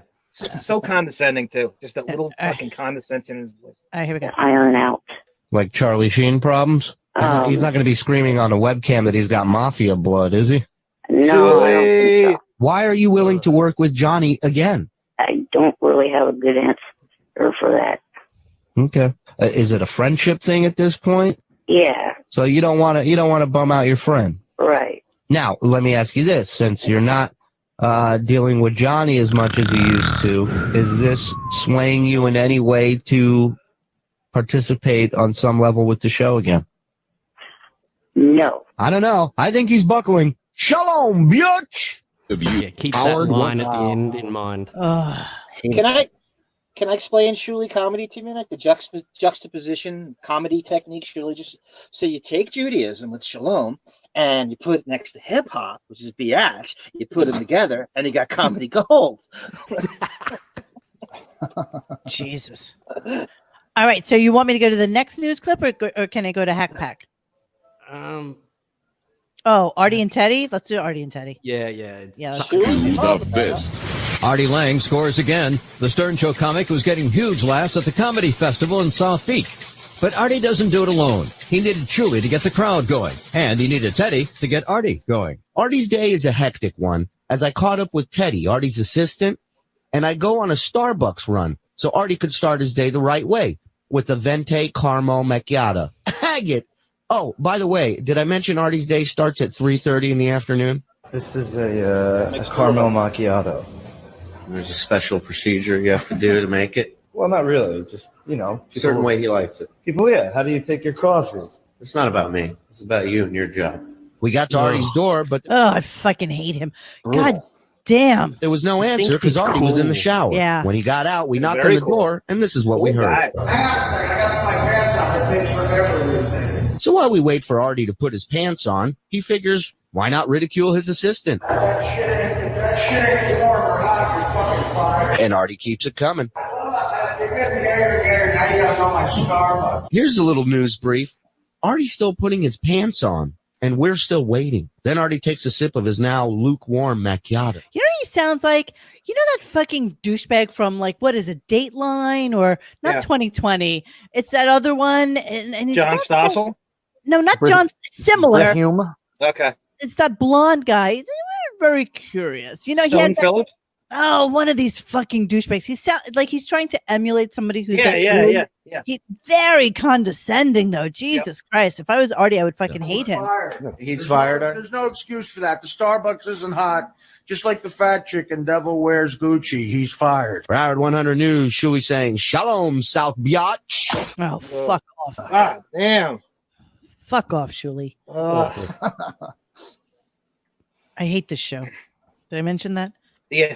Yes, Keith Morrison. Yes, exactly. Keith fucking yes. Where Keith is that? Morrison. Where's that come out of? Keith Morrison. Yes, he's that blonde, tall guy, and he always asks like the weird, curious questions, and he always has this kind of question in his voice.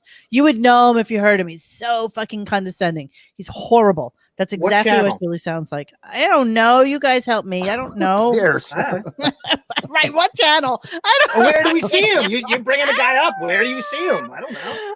Well, I'll pull a clip and I'll put it on the site at some point. Hansen. They're saying Chris Hansen from How Do You Catch a Predator. No, it's that guy that he just said. I left the page now. I can't go back there.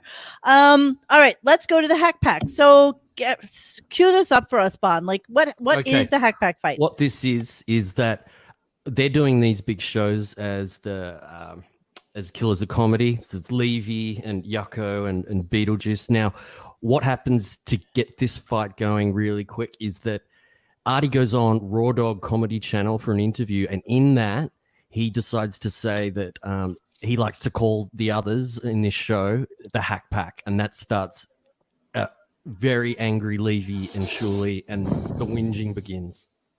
Okay, here we go. So see, you guys are getting a history tonight, and for me as well as you guys. And you know what? As tough as it may be for you to listen to, how much are you feeling that fucking hate? Like I feel like we're in Star Wars, where like the hate is welling inside of you. I mean, it's just like the Death Star. That warms the cockles of my fucking heart to hate on Shaul as much as we are tonight. So thank you, Bon. I really appreciate it. Work with him and do shows with him, and that's great. And, you know, we all bust each other's balls behind the scenes, but when he's on the air and stuff, he takes shots at us. And it's like, this is, you know, we're doing a comedy tour. It's like you're sitting there saying that basically we suck. No, you're trying to sell tickets. I don't Yeah. know if I said that. I mean, you work with me all the time. Why would I put you on the show if I think you suck? Well, that's what I was asking myself when I heard you make that Well, then comment you might yesterday. come to the conclusion that I'm joking around. But why do you have to do it on the air I'm all sorry, the time, man? I'm like, sorry. but like, no, it's the same thing with Levy. A couple weeks ago, you said the same exact thing about him. A Hack And it's Pack like- was a new thing. I thought that was funny. Whatever. Like it's funny. It's funny when it's If us I said backstage it off fucking the around. air, it would seem a little more serious, don't you think? I mean, on the air, I'm breaking your job. How I many think there's times? many a truth said in jest. I think you think we're a Right. little bit hacky. No, I don't. I have Shuli works with me all the time. Artie's come up to me personally and said, you know, he really likes when I host his shows. He wants me to host. And how do I show that? By hiring you quite a bit. I understand that, but then you come around and you say that on the air. It's mixed messages. It's mixed signals, Artie. You know, really, Shuli should just shut the fuck up and be happy that anybody is hiring him That's to right. do anything, especially Artie, who was really big at this point. That's so true. And a caller calls in during this and says exactly that to him. Oh, really? Tells him Okay, he's a good. fucking Okay, idiot. I'm Like, very sorry. I Cool. didn't know I had another girlfriend. I'm sending mixed signals to. It's not a girlfriend. It's just somebody that You're I acting thought- cunty and bitchy about it. No, You you are. know what it is. If nobody would have heard it, then it wouldn't be a joke. Like Would it's a it be a joke joke? now because somebody heard Would it. it be a joke if Shuli went on shows and said Artie's a shitty comedian? I don't care. You don't? A lot of people say that. I don't. I mean, I don't get all mad at them. You're a comic. I really You- don't take you- it that seriously. You would totally care if other comics went on other shows saying that you suck or I've heard that before. fans aren't happy with this or that. Like when did I you'd be say pissed. fans aren't happy with? I'm that? just saying. I'm just throwing examples out there. I'm just saying. Honestly, it's you just- know what? You know what? Then I don't want to work with you anymore. Well, whatever, dude. Look, You fine. say, Now I don't want to work with you anymore. but you You seems just that fuck- Meanwhile, you know, don't forget that Artie's making a shit ton of money at his stand-up Yep, right now because yep. he's at the He's peak so- of his fucking powers, and doing his everybody best else parody. is basically like just hanging on his coattails like little That's right. fucking barnacle feeder fish on a fucking whale, and Well- he should be happy he has anything. He takes That's it. Barnacle to another level. It's not just the Artie factor; it's the trotting out Beetlejuice's corpse to sell tickets angle as well. I got a DM from Katarina6 on our site. She told me that Beetlejuice has insane social media numbers, like billions on this TikTok thing, and his Instagram is all the Stern people combined. He triples it by himself. Like, Oh my and they'll God. never bring it up, and they'll never like. So deployed by Levy and Shuli both is let's take Beetlejuice, let's go on tour. Everyone's there to see Beetlejuice, and we will draft onto him and sell Yes. tickets off Beetlejuice's persona. And who doesn't love Beetlejuice? Who does And- exactly? I would Right.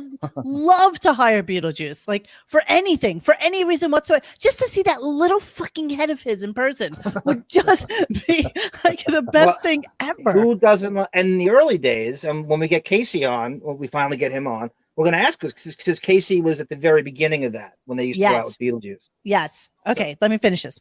It's a lot of work. It's not about work for me. It's about me getting across the point that either you're with us or you don't want I us don't with really you. think about it that much. Well, but dude, it's kind of a shit move when you sit there and you go, "Oh, you guys want to come play Detroit with me?" And then you go, "Oh, by the way, come buy your tickets for me in the Hack Pack in Detroit." I didn't say that. No, I I'm was not in the saying you Hack said Pack. that, but that's the kind of pitch that you throw It's out only there. the when you Hack say Pack it. when you guys are by yourself. Whatever, dude. Oh, so You know, you're acting like a broad here, man. You really are. This No, is I'm just, a comic. I take offense to I when know. somebody calls me a Comic. hack. I know. Okay, sorry, man. Who's the funniest member of the Hack Pack, as you call Funniest them? member? Well, Beetlejuice, probably. I mean, There it is. Okay, so the hilarity ensues on clip 2, right? I is mean, there anything worse than him though, with the sanctimony of comedians' integrity and the plight of a comic, and him waxing on about what a comedian should do and how we should all act? He's the purveyor of it's not too dissimilar to Brent being part of the DJ brethren that he Yes. thinks he is when Yep. he really fucking is not. And it's the Yep. same thing with Julie. They have a very, very inflated self-worth that is so Big not time. deserved. And he's gonna tell you who you can make fun of and how you can make fun of them and what words you can use. I'm a Yes. comic, and you got to Yes. run it by him. And he's lucky to be there on any level, especially at that point, which is what was that, like 2009 when that happened? That was like towards the beginning of the end of Artie. So Artie's on his way out in a few months. Yeah, Todd, seriously. Todd, were you gonna say something? I was going to say something like, seriously, he's getting these good gigs, good exposure. He should just, eat the shit, get paid, and thank him. Yes. I feel like Shaul had this fight with somebody else not that long ago. Richard, he had a fight with Richard about it, about It was how in the long same Richard's been circle in of this fight, wasn't been it? doing stand up. Yeah. And how he Yeah. doesn't deserve the money that he gets as a gift because he's on the show. Richard was pressing for the money, and Shuli told him it was out of line, something like that. Yep. We got clips wow. of that too. We got Okay, I love it. All right, here we go. Hack Pat. But Shuli's really pissed. I can tell. It's just frustrating, man. I've been doing stand-up 13 years. It's not like I just started last week, you know? So it's There it frustrating is. when somebody I Always does respect that. like Artie says stuff like that, you know? Well, then listen, we should just part ways then. Well, but I'm not the one going on the air talking shit about you. You're the one talking shit about us. Would you prefer it if I didn't give you work and I went on and said you were a great comic? Artie, this has nothing to do with work. This is just me coming to you as a comic to another comic saying, hey, man, that wasn't cool. It has nothing to do with work. I appreciate all the work you give me. I always say thank you every single time. I think I do a great job. See, this is why he deserves to be fired soon. And I will predict that Shuli will be the next person that we see as fired from the Stern Show because he offers nothing to the show. He is Brent in the guise of a comic of some sort, right? Yes, like they think that there's some sort of weird like integrity and some moral standing by which they ascribe to, but nobody else does. He doesn't get that he's the joke. Yeah, he's a stand-up on the Howard Stern Show, but he's the joke. He is the fucking joke. What, babe? Can I just say to you, from one broadcaster to another broadcaster, you do a phenomenal job on here. And Todd, can I say to you, please, from one basketball official to another basketball official, you do a phenomenal job out there, especially as basketball, especially your pregame speech. Yeah, don't bother with the basketball thing, Bon. You know, we're this good, is we're a thing. good. This is a thing. Job for you. It's the whole thing. You don't want to know. Okay, man. All right. Whatever. Fine. Okay. What do you want me to do? Brother, I just wanted to state my case. I just wanted to tell you where I stand. That's all. I understand. Okay. Thank you. Shuli's like a chick. He really is. They all are. Leave me for a woman too. I mean, Beanie Mac 100%. If Dave Chappelle would have been in there, Shuli would have been like, come on, man, comic to comic. Absolutely. There's stuff with Chappelle coming up. Trust me. Why'd you use Dave Chappelle, Beanie? Because Dave Chappelle's pretty much the funniest fucking human being out there right now. You're such a dick, John. You're such a dick. You really are. Why don't you use Nick to follow? Tim Cook. We sat there. If we got on the air, play the tape of me on that show. It's so joking around. But Artie, you don't understand. There's a huge percentage of people that listen to this show that whatever comes out, anything to get on air. Yeah, anything. Anything. That's going to be a current theme going on as we play these. That's anything. The gist of all. No shame. No shame. No It's shame. An air whore. Total air whore. Yeah. Artie, it's absolutely true. It's so you absolutely think it's true. affecting your business? You guys do a lot of business, I thought. We do a lot of business, So but how when you am go I- on, but when you go on the air and go, these guys are the hack pack. That's not an advertisement saying it's a great show. Go buy tickets. Mm-hmm. Is it? No, I mean, I'm kidding around. I was sometimes. Ralph, what do you think? Sometimes on the Raw Dog Comedy Channel, sometimes I joke around. Shuli knows what I think. Is it Artie's job to do advertisements for you? I mean, he's making a joke. No, but does he have to put us down? Shuli, just let me get my point out. I don't see how you guys can sit. First of all, Artie, the hack pack, that's brilliant. Whatever. I don't know how Ralph. you guys, you Monique? bust balls, and that's what you do. And I think Yes, love. See, this is where Ralph was good back then. He has his moments like this. Ralph I've is always enjoyed Ralph. He's a very shill. underrated. This He is what gets a Ralph bad was rap. getting paid for. Yep. Doesn't get a bad rap. All right, should I continue? Yeah. Okay. All right. Hang on. I think anybody who listens to this show knows that. It's like, do it off the air? I don't get what you're saying. No, I mean, if we it's do it busting in a way- busting boy. But we do it in a way where it doesn't affect business, dude. It doesn't. We're all on the same team, man. We're all on the same team, bro. We're all working together. Why would you hammer somebody on the air and say something that's not necessarily true? But Artie puts himself down. But you sound I put myself down too. All the comics put themselves down. Julie, you sound whiny. You come off like Ralph, if anybody would know what a fucking cunt would sound like, it'd be you. So just keep it down. No, don't do that. And don't call me a cunt. That might affect sorry. Ralph's cunt business. Sorry, look, you know. What an ungrateful fucking bitch. Seriously. He can't be is serious on, here. He is on one team, Team Shaul. He will throw anyone on that show under the bus to get more airtime. There's absolutely no team in his vocabulary. That is the biggest pile of shit. God, I hate him so fucking much. All right, so okay, Mutt calls in. Friend of This is friend great of Gunk. Well, Not everybody. sometimes. Yeah, right. No. I thought you and Xavier. I thought it was a good interview. I thought he came off very likable and contrite, and I admire him for coming on with you and X-Man at that time. People haven't heard. Mutt was on Gunk. Was that 2 years ago? Yes, about 2 years ago. Good, very candid. I thought he did a really nice job. And you know what Mutt did for me? Mutt had these special handmade Beetlejuice Christmas cards that he found in his attic. Like he was cleaning out some shit and he found these Beetlejuice Christmas cards with Beetlejuice dressed as Santa Claus. And he had like 6 of them and he sent me one. And I love it. Like I covet it. It's like my most favorite fucking thing. Yeah. So listen, people love or hate Mutt. I don't even care. That's fine. No, that's totally good. It's not like he's on our site or anything like that. But yeah, so I don't know why he's not. You know what? After what he went through, I love you, Howard, and like foolishly not selling that fucking site. You know, I think he's well over the fucking forum. I can go to his house. He doesn't live that far from me, and I'm telling the truth. He's around the corner from me. Oh, he's a Philly guy. That's right. Yeah. Yeah, I forgot about that. I didn't realize that he was there. All right, here we go. Mike calls in. Yeah, let's go to Mutt for 1 second. Okay, Mutt, sure. go ahead. Hey guys, Shuli, weren't you guys busting my balls on the way I run my website and host my show this weekend? Were we busting your balls about the way you run your website and how you host your show? I guess so, yeah.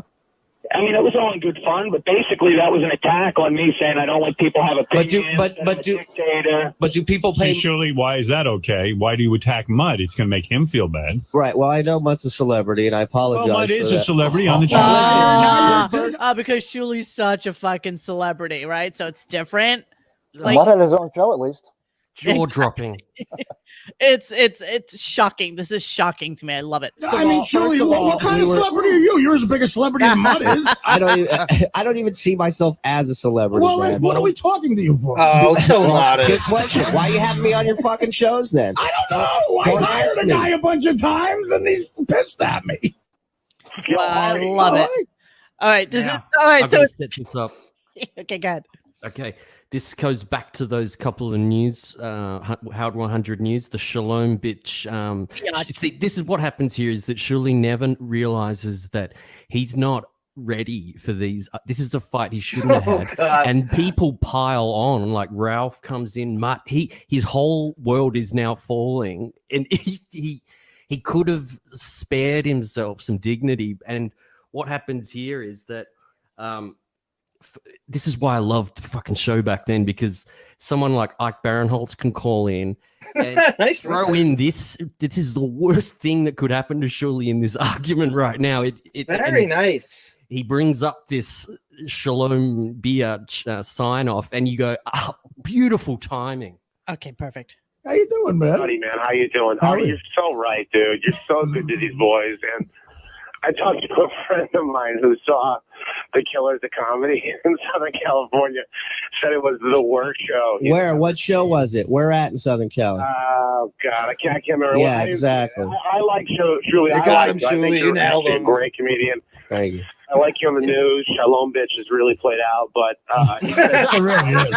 he said, That's what hacks do.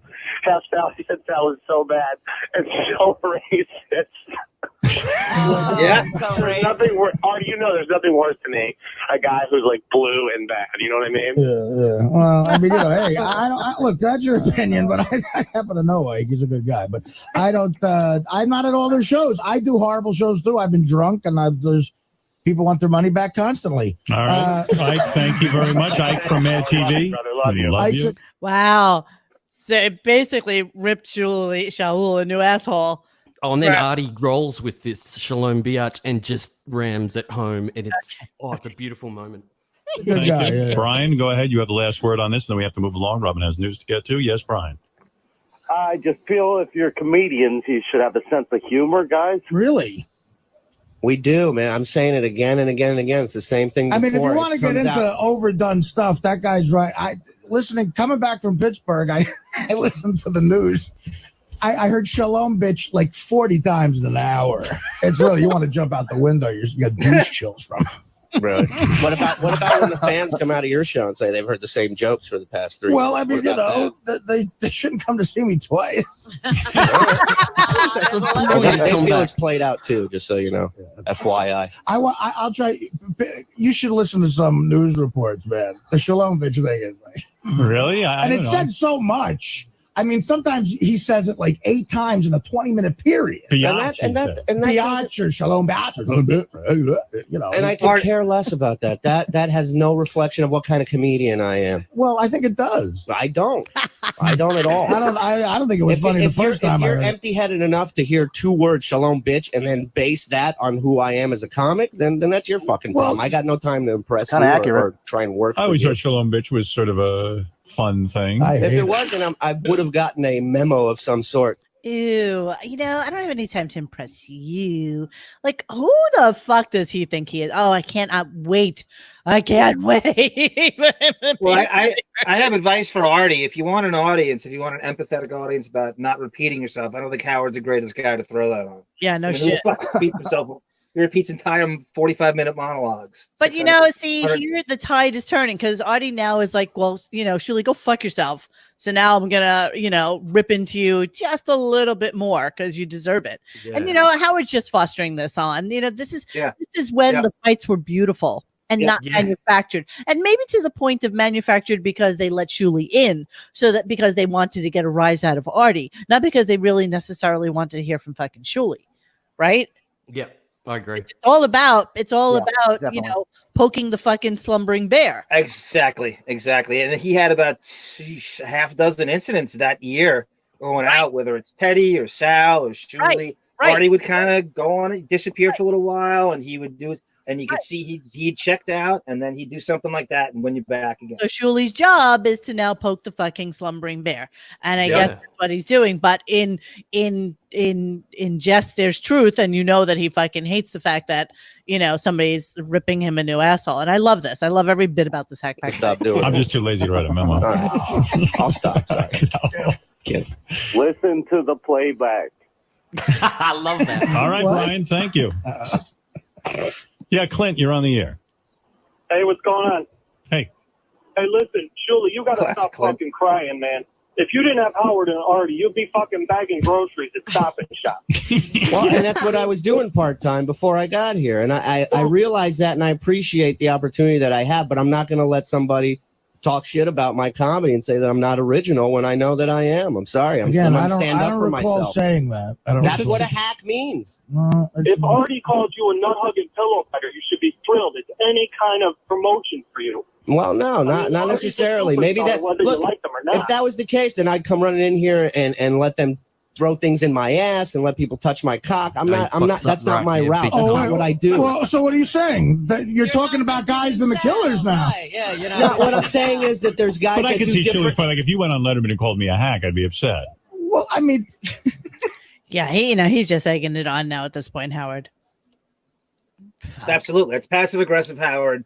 He doesn't know hoping what's this going goes on and on and on. As long as he's not in the middle of it, because that's no good. But he knows exactly what he's doing. You're absolutely right, Monique. That's classic Howard. And then when the shit goes down and he's going to get blamed for enabling him with the heroin overdose and the suicide. Oh, I don't know. I got nothing to do with it. I don't know what happened. That's You're so so right, Monique. So sad. Fuck him. When the lawsuits start coming at you. Yeah, exactly. All right. So Howard being condescending. So what's this now? Well, it's just Howard talking down to Shuli. It just is what it is. It's great. He's just. Is that from the same? Is that from the same era, Bon?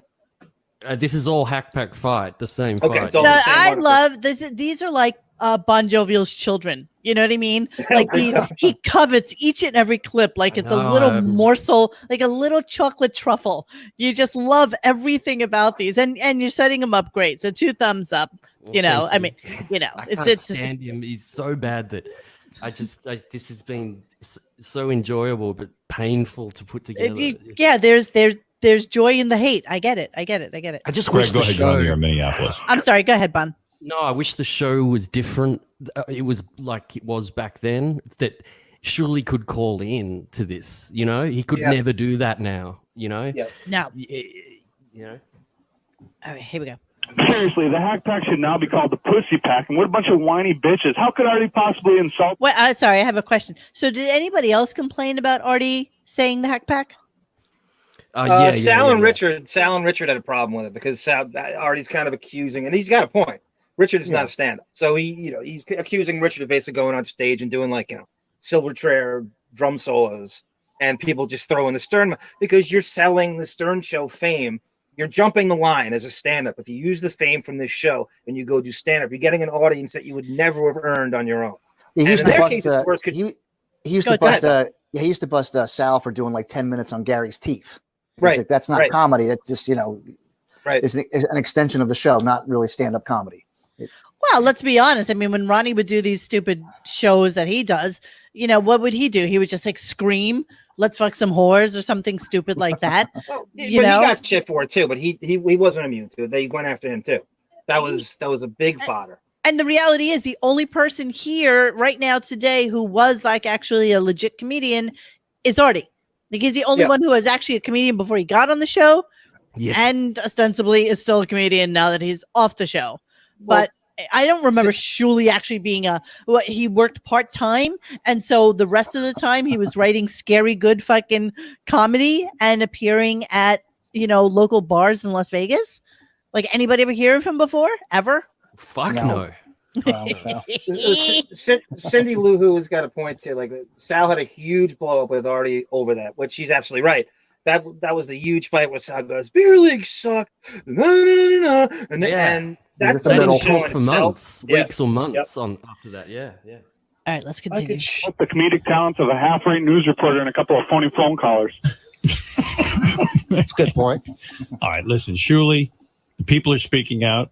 They're saying you're too sensitive. What do I know? I mean, I understand. I'm a sensitive guy. I understand what you're saying.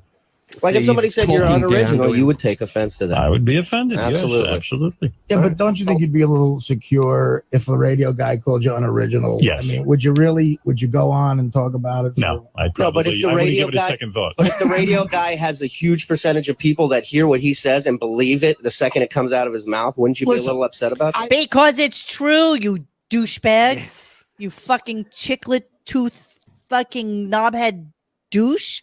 He asked him, when you stole Steve Dahl's entire act and material, would you go on the air and tell everybody about it? Exactly. When you stole Fart Man from National Lampoon, will you go on there and tell everybody about it? Exactly. You took your trademark MTV moment from fucking National Lampoon and still take credit for it to this day.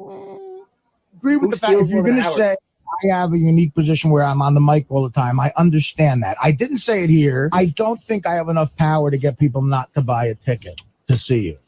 You should worry more about that. And why would I? Yeah, what would my That's what I motive don't be? understand. That's why it's such a mystery to me that you would go on the air and say I'm that not shit. doing it with that intent. Oh, you thin-skinned fucking pussy. Jesus Christ.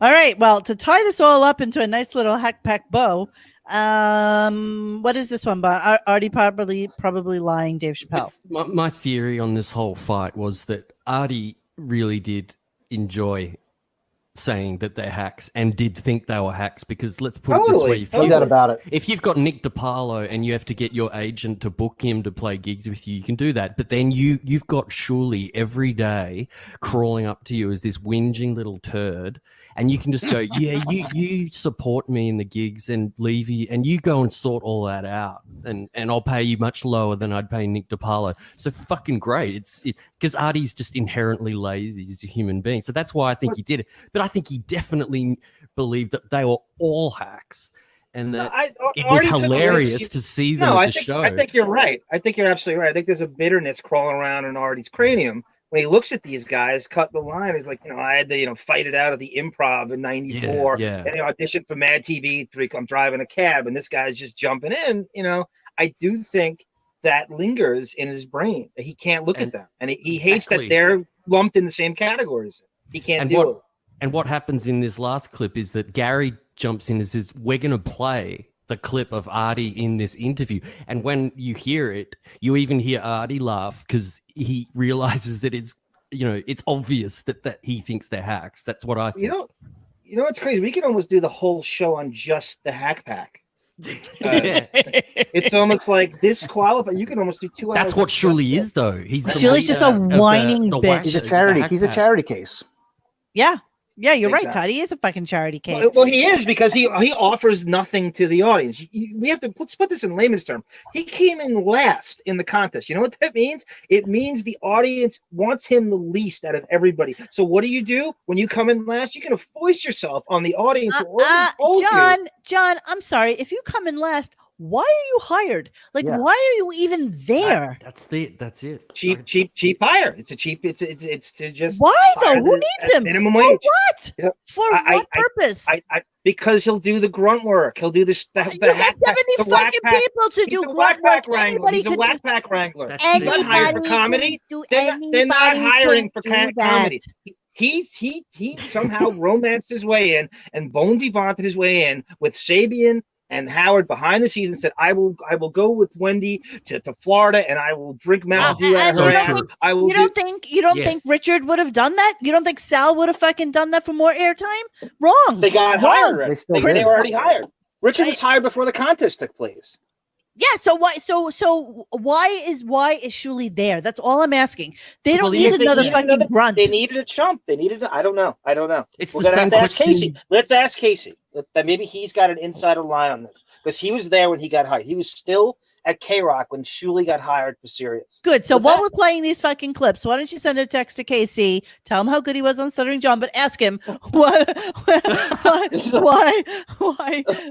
is Shuli there? And I will do the same for Tim because I'm really curious about this.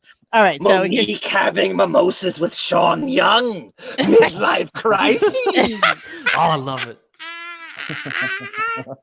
He is such a dick. Do you want to hear the 30-second clip or actually 20-second clip of Artie calling them the Hack Pack? Because I don't know. I listened to it. I'm not so sure he was kidding. All right, what's the clip real quick? Gary preview page. It's in yellow.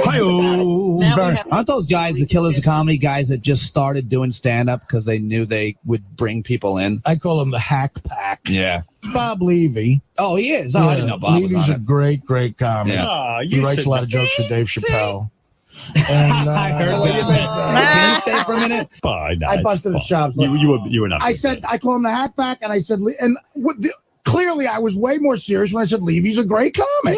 Yeah. No. But you followed up by saying he writes jokes for Chappelle. It's a joke, Gar. It's a joke, man. But clearly the only part I was dead serious when I said, "Oh, Levy's a great comic." What is up his ass? Howard, give me a ruling on this. Fine. I was fine. Yeah, I'd be the first one to say if you were being a shithead. Right. Jesus Christ. All people are going to think when they hear this show, I think, not all of it, but it's going to be amazing. God, do I miss Artie. Every time you hear a clip like that, so boy, is this shit missing from this show today. Good Lord. That never exists today. Yeah, I'm kind of almost rendered speechless, which is very rare for me because I'm still sitting here just kind of befuddled as to how he exists in the world. And by the way, that cunt face blocked me probably day 5 of him being on Twitter. Like just immediately blocked me. He can't take any criticism. None. Very thin-skinned. They all are actually. And it's just amazing how he actually paid attention for a hot minute to how much we fucking hated him. And he's going to love this show. He really is. This is this is almost like this is your life, So when he drops dead one day, there'll be a nice obituary out there for fucking Shuli. And most of it'll be just very insulting and hardly complimentary. All right. So a compliment and an insult, getting the word from the boss to stop biatching.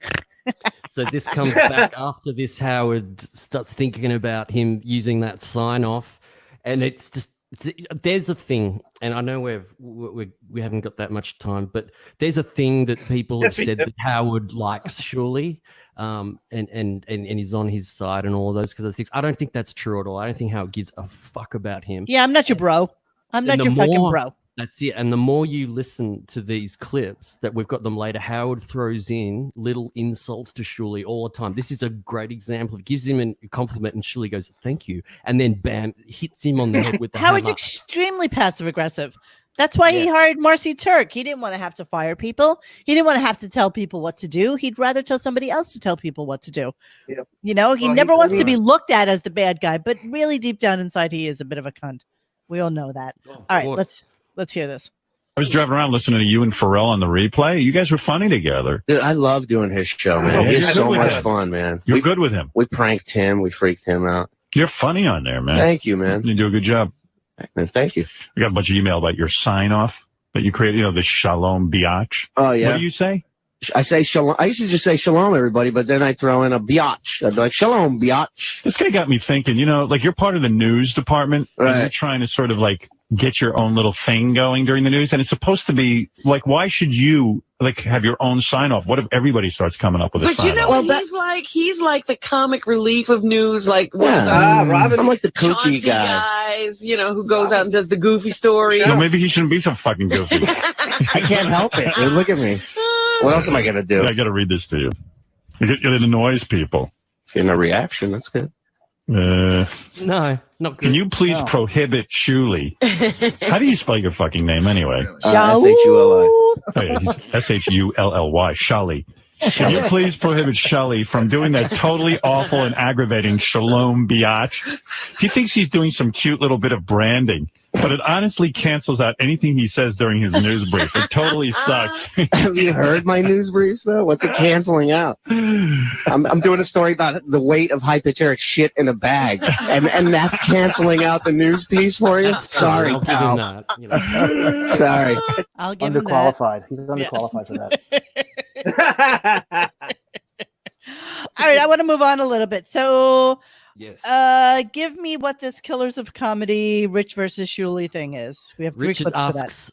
Richard asks a lot of questions. Levy's furious about it, and Shuli's furious about it, and that's Richard. We all know Richard's really passive aggressive and annoying, but this is not about that. This is about Shuli's brain, and you see it ticking away how he really fucking feels about someone that he thinks is underneath him. I might have to take a fucking Xanax to go to sleep after this fucking show. I'm telling you, it's so. When we were planning this for a few weeks, and you see, Bon Jovi's in there, and I'm saying to myself, there's no way he hates Shuli this much. I think it's gotta be a little. You do. It's worse than I thought. Yeah. You I do. thought Brent I thought I hated Brent the most, and JD maybe, but Shuli takes it because those guys. They don't open their mouth and make themselves seem so bad the He's way a weasel. Shuli does. He's a complete weasel. It's amazing. It's like the TV show where you hate every single fucking character on the show. You know what I mean? And it's like, and you just don't know who to root for because they're all so detestable. And Fox that's News. what we have. I don't watch the thing myself. I hate it. But this is what it's like. This is who these people are. They are absolutely detestable, disgusting forms of humanity. And this is why Howard hires them, because he's, he loves to bat below his I don't know what terminology I'm trying to use here, but you know what I mean. Like he loves people that are lesser than him. They're fat, they're disgusting, they're not funny, and he gets to shine because they're just broken. Yes. Perfect. Yeah, the three criteria: be fatter, balder, and more broke than Howard is. That's how you get hired. Yeah, and less funny. That's the three. And less funny. All right, here we go. In my opinion, he's a guy who's new to comedy, and he hasn't gone through the ranks as most comedians have gone through. And he bitches and complains every step of the way about the gig, about the hotel, the money, who's paying for this, who's paying for that, and it's just. They have, he has such a gift given to him comedy wise for as long as he's been doing it, and the money he's making. When I was 3 years into doing comedy, I was making $200 a week, and I had to move back. Yeah, all right. So what's he making now? Like $350, $500? Like seriously. So wait. So can you help me with this? So he's bitching about Richard Christie. Yeah. Not being a comedian, but yet he's getting the benefit of the real comedians that he's going on tour with. No, worse than that. He thinks that, if I remember this, I haven't listened to it in a little while. He thinks Richard and Sal are elevating themselves over the other comedians, where they won't sign autographs after the show, they won't hang out with fans after the shows. And Shuli's trying to be like the voice of the fan. He's trying to fight. He thinks Sal and Richard should be. They're all equal. We're all the same draw. We're all the same. Like everybody going to see Beetlejuice is also going to see Shuli, but he thinks that Sal and Richard are not treating the fans with the respect they deserve. Fuck, I'd wait in line to see Beetlejuice. Like I would literally wait in line. None of these would get that same. People do. Well, the problem is that Shuli's saying that about Richard, but Shuli would have no profile if it wasn't for sucking up to Artie and getting on introing Artie. He's projecting. It's always him. He's showing you that it's him that's the fucking problem. It's fucked. With my folks to make. We all know that. Right. Everyone in this room knows that. Right. And so, and he's sitting here bitching and moaning as if, he's headlining the show. And when I got paid for both shows, I just wondered why the second show I didn't get paid as much for than I did for the first show. What was the answer? There wasn't as big of a crowd, I guess. So you're not allowed to ask that question? That's all I did. I asked. To me, when I went out on stage, it looked like the second show was sold out too. Like we had the same amount of people both shows. So I thought, well, then why didn't I get the same amount of money for the second show as I did the first? By the way, can we all just kick to the fucking curb the bumfuck rube that Richard Christie likes to play on air all the time? Because this is actual real Richard Christie talking right now. Yep. Right? I agree. I see through. I agree with you. I don't find him beloved. I agree. Yep. Tries to be so, backwards, lovable bumpkin and shit like that. This is actual Richard Christie. I know working here at Sirius, he without a doubt makes more money than I do. I know that for a fact. If I had to off the money I'm making just for what I do for the news, I probably wouldn't be able to live in New York, Yeah. And the comedy is a huge thing for me, but it's such a kick in the face to every comic who's gone through the ranks that this guy A is making more than you are, and B could give a shit about it, just wants the paycheck and that's it, and really isn't doing it because he wants to do it, and that to me, it put me in. Oh wow! So he's not doing it for the love of the fucking game. He's working every weekend. Yeah, he's working every weekend in front of stellar crowds and probably getting paid more than he should, and he shouldn't say anything. He should just shut the fuck up about it. He really should shut the fuck up.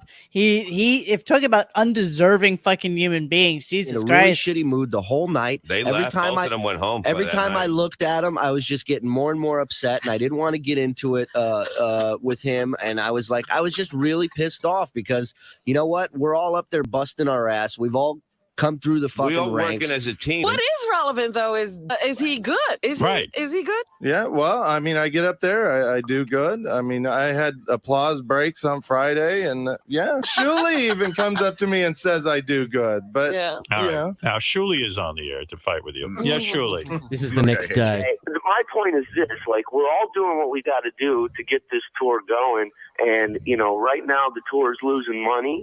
And everybody's kind of eating a piece of this shit sandwich, and the only one walking around that's insulted by it is Richard, the guy who's been doing comedy for 3 years. And that's frustrating to other comics who've been doing it longer.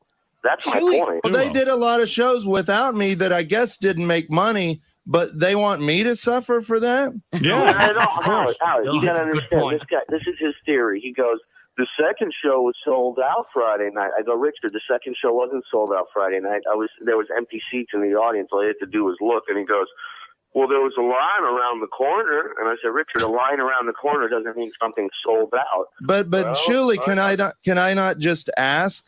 Like I'm not bitching. I'm asking you. I'm like, hey, why didn't we make it? Shuli's so jealous of the fact that Richard makes more than him. That's the bottom line.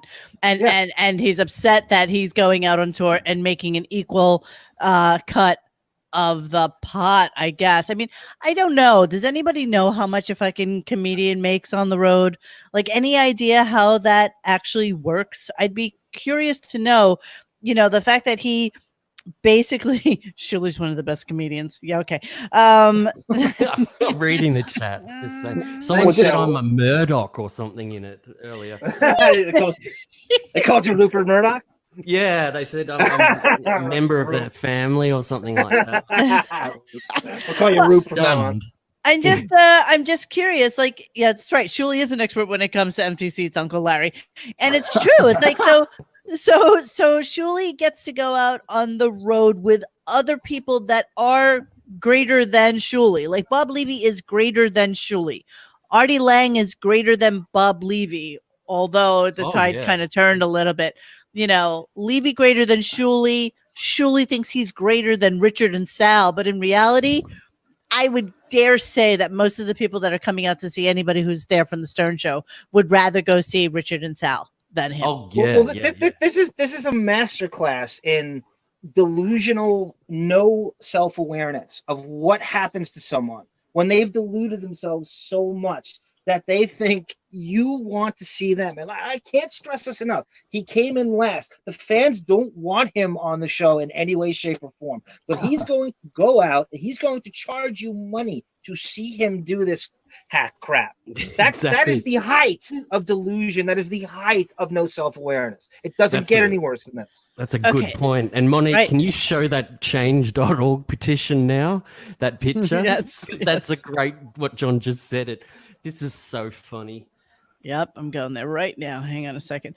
So I love it that somebody felt that he had to make a change.org petition. When you had him on the phone, right? Wait, hold on, John. Hold on 1 second. What were you saying, Bon? I can't hear you both at the same time. Tell me. No, I was just saying I love it that somebody felt so badly about Shuli and hating him so much that they felt that they needed to make a change.org petition to try and rid him from the show. Okay, hold on. I had it queued up, so but beautiful. You just go, oh my God, thank you. I do love it. Okay, here we go. Hang on a second. This is phenomenal. It's a perfect segue, is right. It was 3 years ago this campaign was started. Stellar Rocker is a great point here. He goes, the fatal flaw from the show is all of them that they are trying to impress Howard with their comedy, but he's not funny and is in no position to judge comedic talent whatsoever. You're so right. You're so right. Okay, that's the arbiter of it. This was a change.org. Prevent Shuli Egar from appearing on the Howard Stern Show in any form. It had 134 supporters. See, the shame of this is it's before we were actually a forum, and we would have 1,000% had this taken up. God, I would have created 500 email addresses for that. The Howard Stern fans have spoken loud and clear. Shuli Egar is not fun nor funny and should be prevented from being heard or seen on the Howard Stern radio show immediately and for eternity, including any possible afterlife or reincarnation. Why can't they hire this guy who made this for the show? Egar is responsible for many subscribers leaving SiriusXM permanently, as evidenced on the subreddit Howard Stern. Hold on, I'm having trouble. And for cheapening the quality of the Howard Stern radio show. The madness ends now. Please join hands and support this movement. Share with your friends and family and make your voice heard. Oh my God, that is fucking phenomenal. What year? 134. That's more people that turn up to Shuli. Those fucking shows. Oh, we should do a petition. We should actually do a few petitions. I'm loving the idea of this. That's 3 years ago. 3 years ago. It's not long ago. We can resuscitate that. That's just 17. Yeah, I love it. I love it. I think we need to jump on some change.org situation. It's fucking phenomenal. Okay, so we're gonna go back. Hold on, let me do my screen. Oh, look how cute. Todd with his best friend. Yeah, right. I love So cute. So He didn't take any. cute. He didn't take any finagling. I just kind of. He kind of came up to me. Yeah, of course. You What got else the- is he you got gonna do?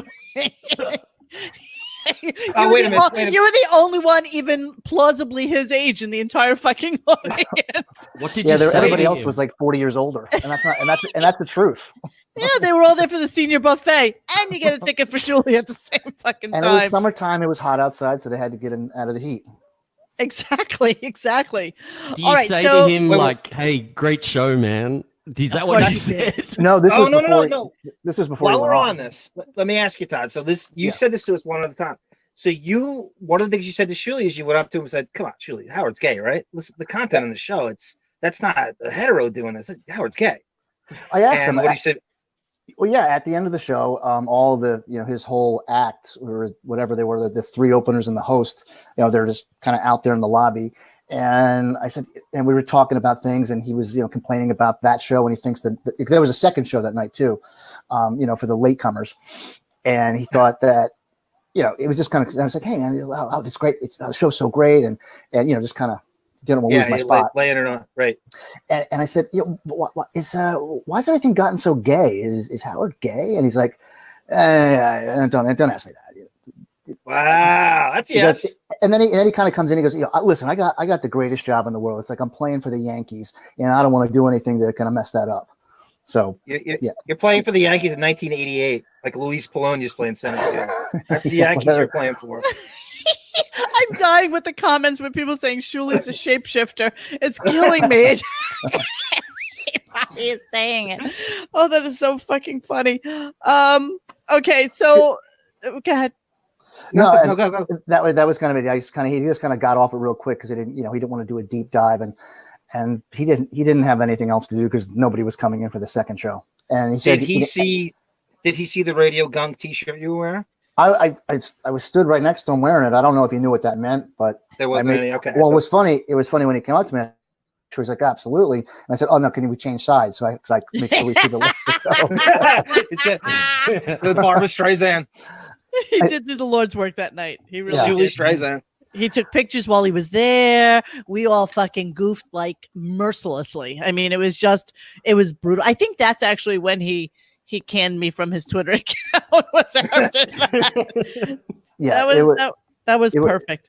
Yeah, I actually had to. I lost all ways that night except for the comp ticket. Thank you very much, by the way, for helping me win the contest. Yes. So no, you go down and drinks aren't really, they're not giving away the drinks. And so I just had to make sure, just kept them coming and, played a little on my way out. And I had to work in that area the next day. So I ended up just booking a room the night before. So Shuli cost you money, actually. Yeah, he owed me. That was a negative, a negative night. Brain cells. You listen to Shuli and you lose. Just like he's costing us 3 hours here. Yeah. Okay. Yes, I'm going to agree with everybody that's on the chat right now. The petition is fucking genius, and we absolutely need to do a couple of petitions. I'm going to talk to Xavier about it tomorrow, and let's come up with some really witty, fucked up petitions, and we will do that. That'll be amazing. All right. So yes, he did take one for the team. You were exactly fucking right. Okay. So should I go on to Richard versus Shuli Killers of Comedy 2? Jessica Hahn calls in. I mean, tell me where you want me to go. The Jessica Hahn one's really short, but she's so great, and that one is her just making Shuli look like a piece of shit. I will love it. I loved her calls. Okay, hold on. All right, Jessica Hahn, go ahead and say what you want to say. All right, what was Shuli doing before this? I mean, didn't you just hire him to do the news? And I was doing comedy before this, Jessica. Comedy, male prostitution. Levy, I've talked to Levy off the air. The guy, all you guys do is bitch about how you need to have a show, and I mean, why are you're this great comic now? Well, maybe I'll just spread my pussy for Penthouse. Maybe I'll get paid for that. Maybe you could, but you couldn't do as good as me, honey. Look, this is your problem. I didn't know Shuli had a pussy. Yeah, we're learning all kinds of things. Yeah, well, he's a cunt, so we all know that. All right, guys. All right, thank you. All right, Jessica. Wow. Drops the mic.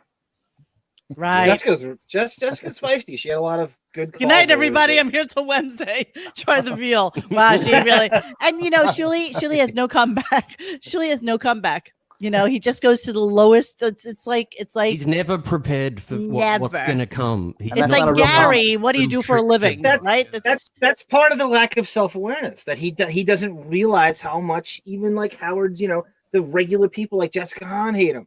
Everybody hates him.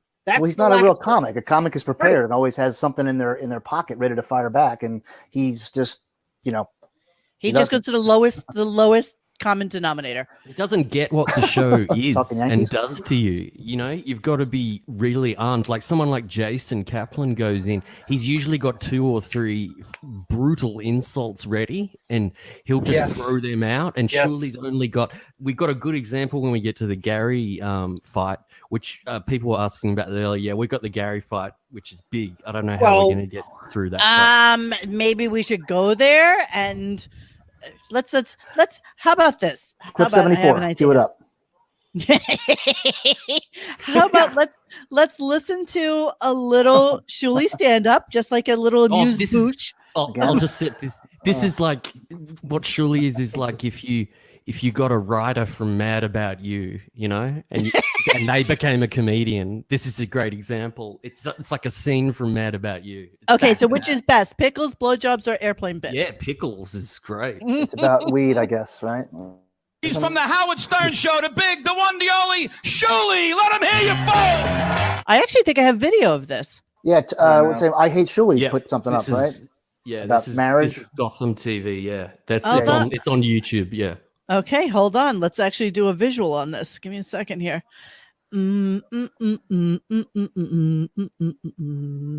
Bear with me, please. And those people were there because it was a TV taping. They were brought in to fill seats. They weren't there to see anybody particular. Right. Well, he fucks on Gary later in the big Gary fight about being on. Gary hosts Gotham TV. And Shuli's giving Gary shit about that, but there's no fucking way Shuli would ever have been on that if it wasn't for being on the Howard Stern show. So it's always the same with Shuli. It's a fucking hypocrite, fucking double standard. I don't know where the Shuli clip is, you guys. Where was that? Where? It's in the Hear Ye thread. Oh, fabulous. All right. I Hate Shuli actually posted it. Thanks to him. Okay. He's not listening live, unfortunately, but you know. He was. Okay.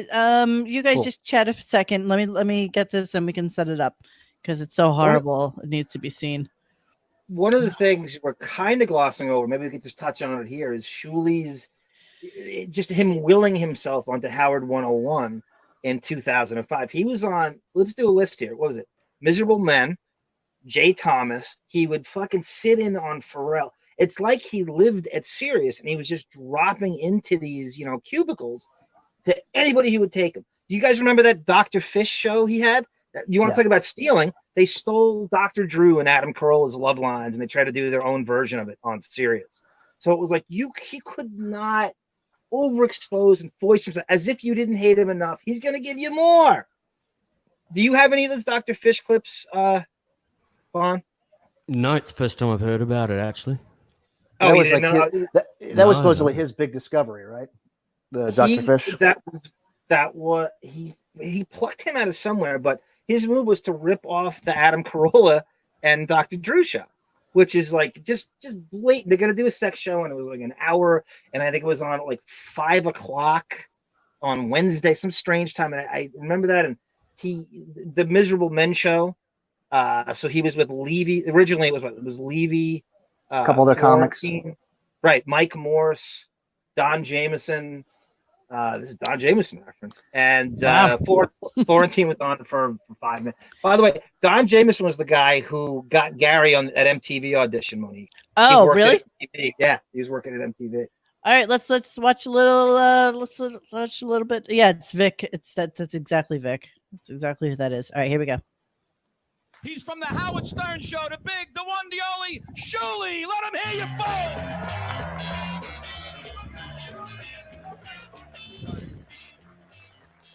Gotham, how we doing, guys?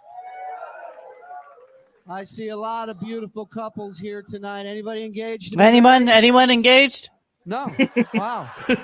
Everybody's here with a prostitute. That's all a professional that's audience, cool. actually. No judgment. I'm glad. Wait, is it really? Here, yeah. 25 years married, over. Yes. I can pick you out by the fucked up shirts you're wearing. Yeah. It's not your husband's fault. They dress us so no one will fuck us ever again after 9 years. That's a fact. Here's a few things I didn't know about marriage. He's building Shuli like Sinbad. Shit to talk about. Okay. I'm only 6 years into. I love my wife. We have nothing to fucking talk about. This sentence came out of my mouth the other day. I go, honey, Are these different pickles from the ones you usually buy? Saw the same bit. You know by how the way. sad that fucking sentence is? Can you imagine Paul Reiser saying that to Helen Hunt? Tonight, look in the mirror and start crying. Start crying because a piece of your soul is gone. You know what's worse? I was right. Different fucking pickles. Yeah. Ugh. She was thrilled that I noticed. We talked about it for an hour. Why is he getting loud? He's getting loud. Wow. No reason. It's like angry, bad Shuli. Stupid. I reckon his influences are like Bill Hicks, George Carlin, Dennis Leary. Tries to chew the scenery and storm the stage, you know. And Am I right, people? Am I right? His head has a 5 o'clock shadow. His anger is so primal. It's so authentic. It's so visceral. You can just see my tablet shaking. God, Shuli, you so speak for me. You're saying what we're all thinking and we're afraid to say. God. Yeah, this is art, you know. Yeah. Oh my God, the worst Shuli stand-up is on YouTube. Lenny Shuli Egar, Bruce. 62412 stand-up. All right, let me. You guys chat a little bit. Let me see if I can find Shuli Egar 62412. So did you guys hear Shuli is charging to play him on Xbox? Is that true? Did I see this somewhere? Wait, what? Oh, he's on Twitch now, I think, right? I think it was a Twitch thing. So he's charging people money to play him on like Call of Shuli or oh no, Battlefield. One of the first. Be enjoyable. Oh. I don't know. Somebody who in our chat said that his agent. He was bragging that his agent is handling his Instagram instead of him. His agent. He's not. He's right. Actually, is he a Buckbold client, by the way? Do we know that? Oh, I doubt it. I couldn't imagine. He's Buckbold's representing Benji. I would not put it past him. I don't think so. Shuli would actually have work if that was the case. I know how a boat pour is made, all right? I don't live near water, I don't own a fucking boat, but I watched it. Why? Because Blueberry Cheesecake was in the same episode. I was fucking hungry. Say the N-word, say the N-word. The band that was up here before. All I kept thinking when I was watching him is I played trumpet in high school and I never looked anywhere near that cool. I'll tell you that much right now. I knew a tuba player in high school. He got his ass kicked. And their tuba player, I guarantee has never gotten their ass kicked in a million years. No. Gee, I haven't seen it. I was working on it. Where's the hook? He's so fucking browned out. I love it. This is and now he plays the skin flute on Howard 112 days a year. Does anybody think this is good? Please, No. show of hands, everybody. Chimed in with the music from over there. Who are you guys looking forward to seeing tonight? King Norris. King Norris.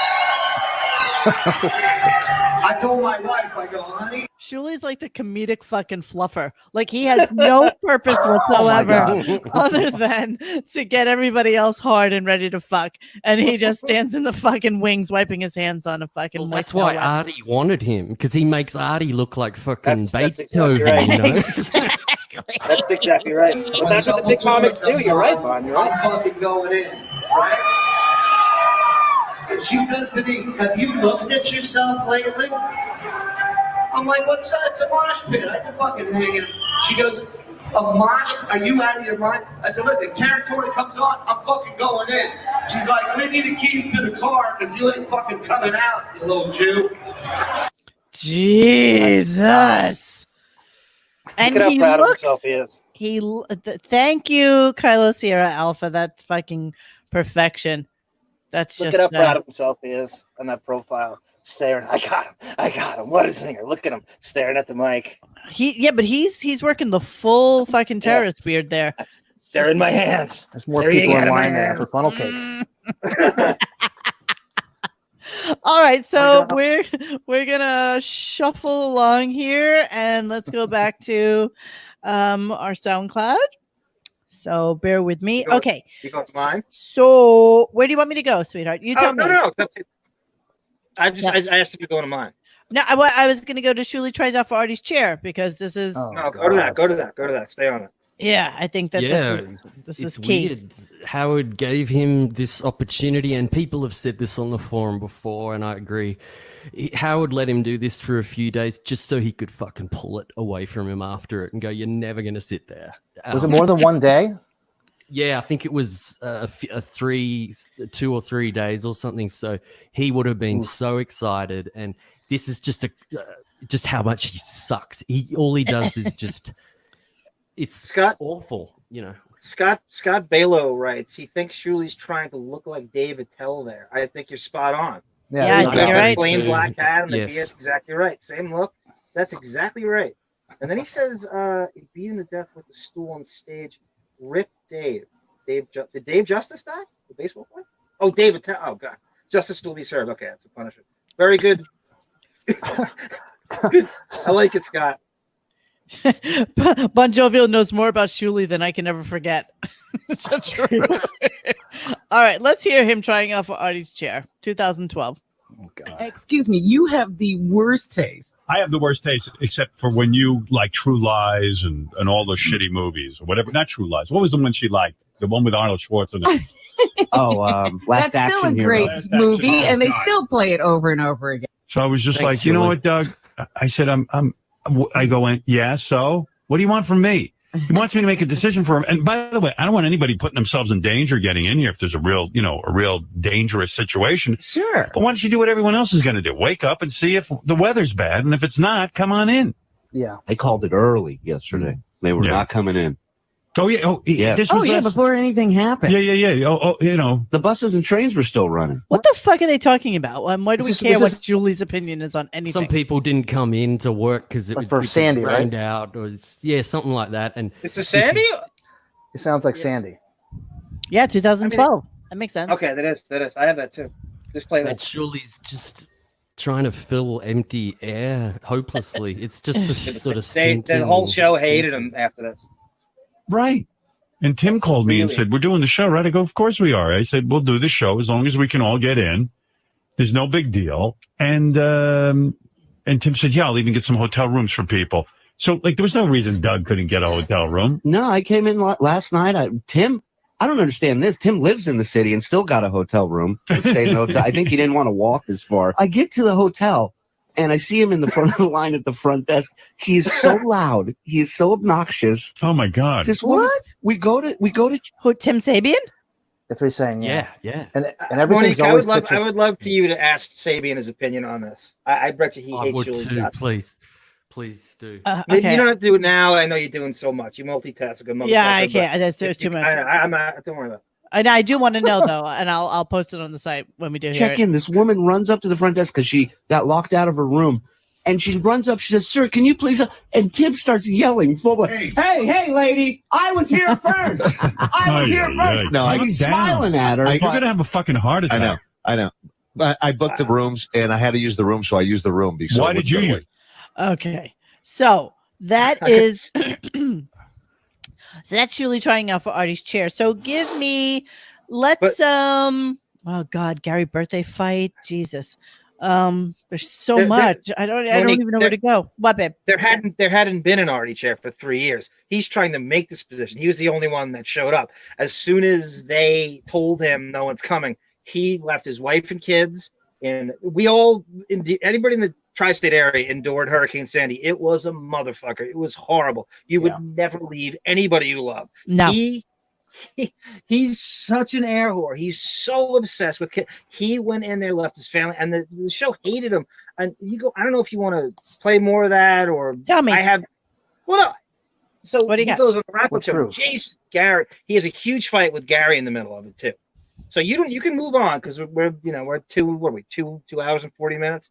But it was a very seminal moment in the hatred for Shuli. That really punctuated it. It was an exclamation, and the hatred, people, the fans, the show alike. That was, I really believe that's when it took a real turn for like exclusive, just full on, vitriol towards him. I really believe that. Juxtaposing him. Listen, with, I almost feel like somewhere along the line here we have completely glazed over why the fuck he was ever hired. Like, what is the introduction of Shuli onto the show? Like, why did he come on air? Why was he there? Like, after he lost, I told you. Howard said, I'm trying to parrot. I don't have the actual, but Howard said in 2005 when they were legally supposed to be on Sirius. They had given Howard the 2 channels and they had to fill it, but he wasn't there yet. Howard had started at Sirius in January of 2009. So Shuli was this guy who would run around and fill those channels with news shit, and he would host this and host that, and he just agreed to do whatever the hell he wanted to and work the cheapest price he could. So Howard just nonchalantly came on the air and said something like, "Oh, by the way, we hired Shuli. Shuli is a great caller. He comes up with all his great games, and we put him on Howard One. It's going to be on the news. It's going to be like a comedy news guy." And it was no formal as to why. Howard never explained. Why is Benji his writer? Can you explain that? Isn't that just as egregious? Yeah. Nobody can explain anything he does. What Howard wants is the worst, most toxic thing in the world. Who cares what Howard wants? And the cheapest. It's toxic to the fans. Go ahead, Scott. Todd. No, I was saying, and the cheapest too. It's basically you get interns. Yep. I love this clip because I remember when this happened in 2014, where Shuli's wife had her baby, and then Shuli took paternity leave, and basically sat at his house playing fucking Xbox all the time. Yes.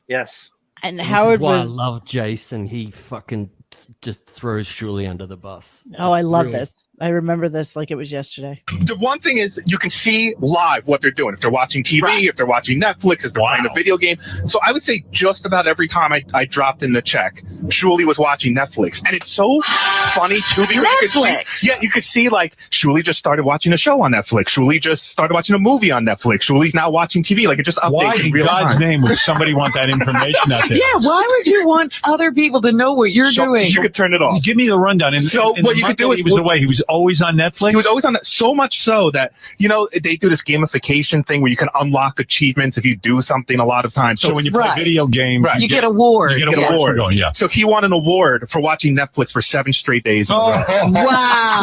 Okay, so tell me what else he was doing during this paternity leave. So it looks like he played FIFA soccer 27 times. 27 days was his entire. That's like he didn't miss a day. Right. Yeah, he didn't miss a day. That was every day. And then he played Call of Duty so much that he unlocked like 5 or 6 different achievements, which I've documented. Call of Duty was that big. He unlocked 7 achievements. 7 achievements. One of those achievements was watching Netflix for 7 days in a row. He got a badge for that. Yeah.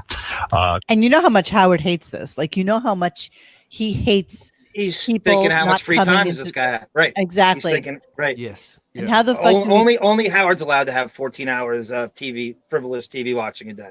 And I Shuli's love this. video games the most time-consuming thing there is. That he can't stand that he's playing video games.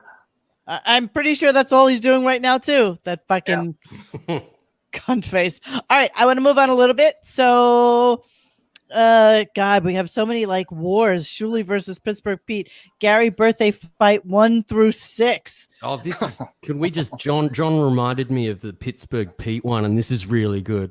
I added this back. They're in, both so really good. This They're is both great. really good. Pittsburgh Pete just humiliates Shuli. They always do. Monique, I'd like you to get to later. I have Shuli as a fake caller. There's 2 that I think you should get to. Shuli pretending to be a fake caller, and I haven't heard this. I want to hear this a lot. Yeah.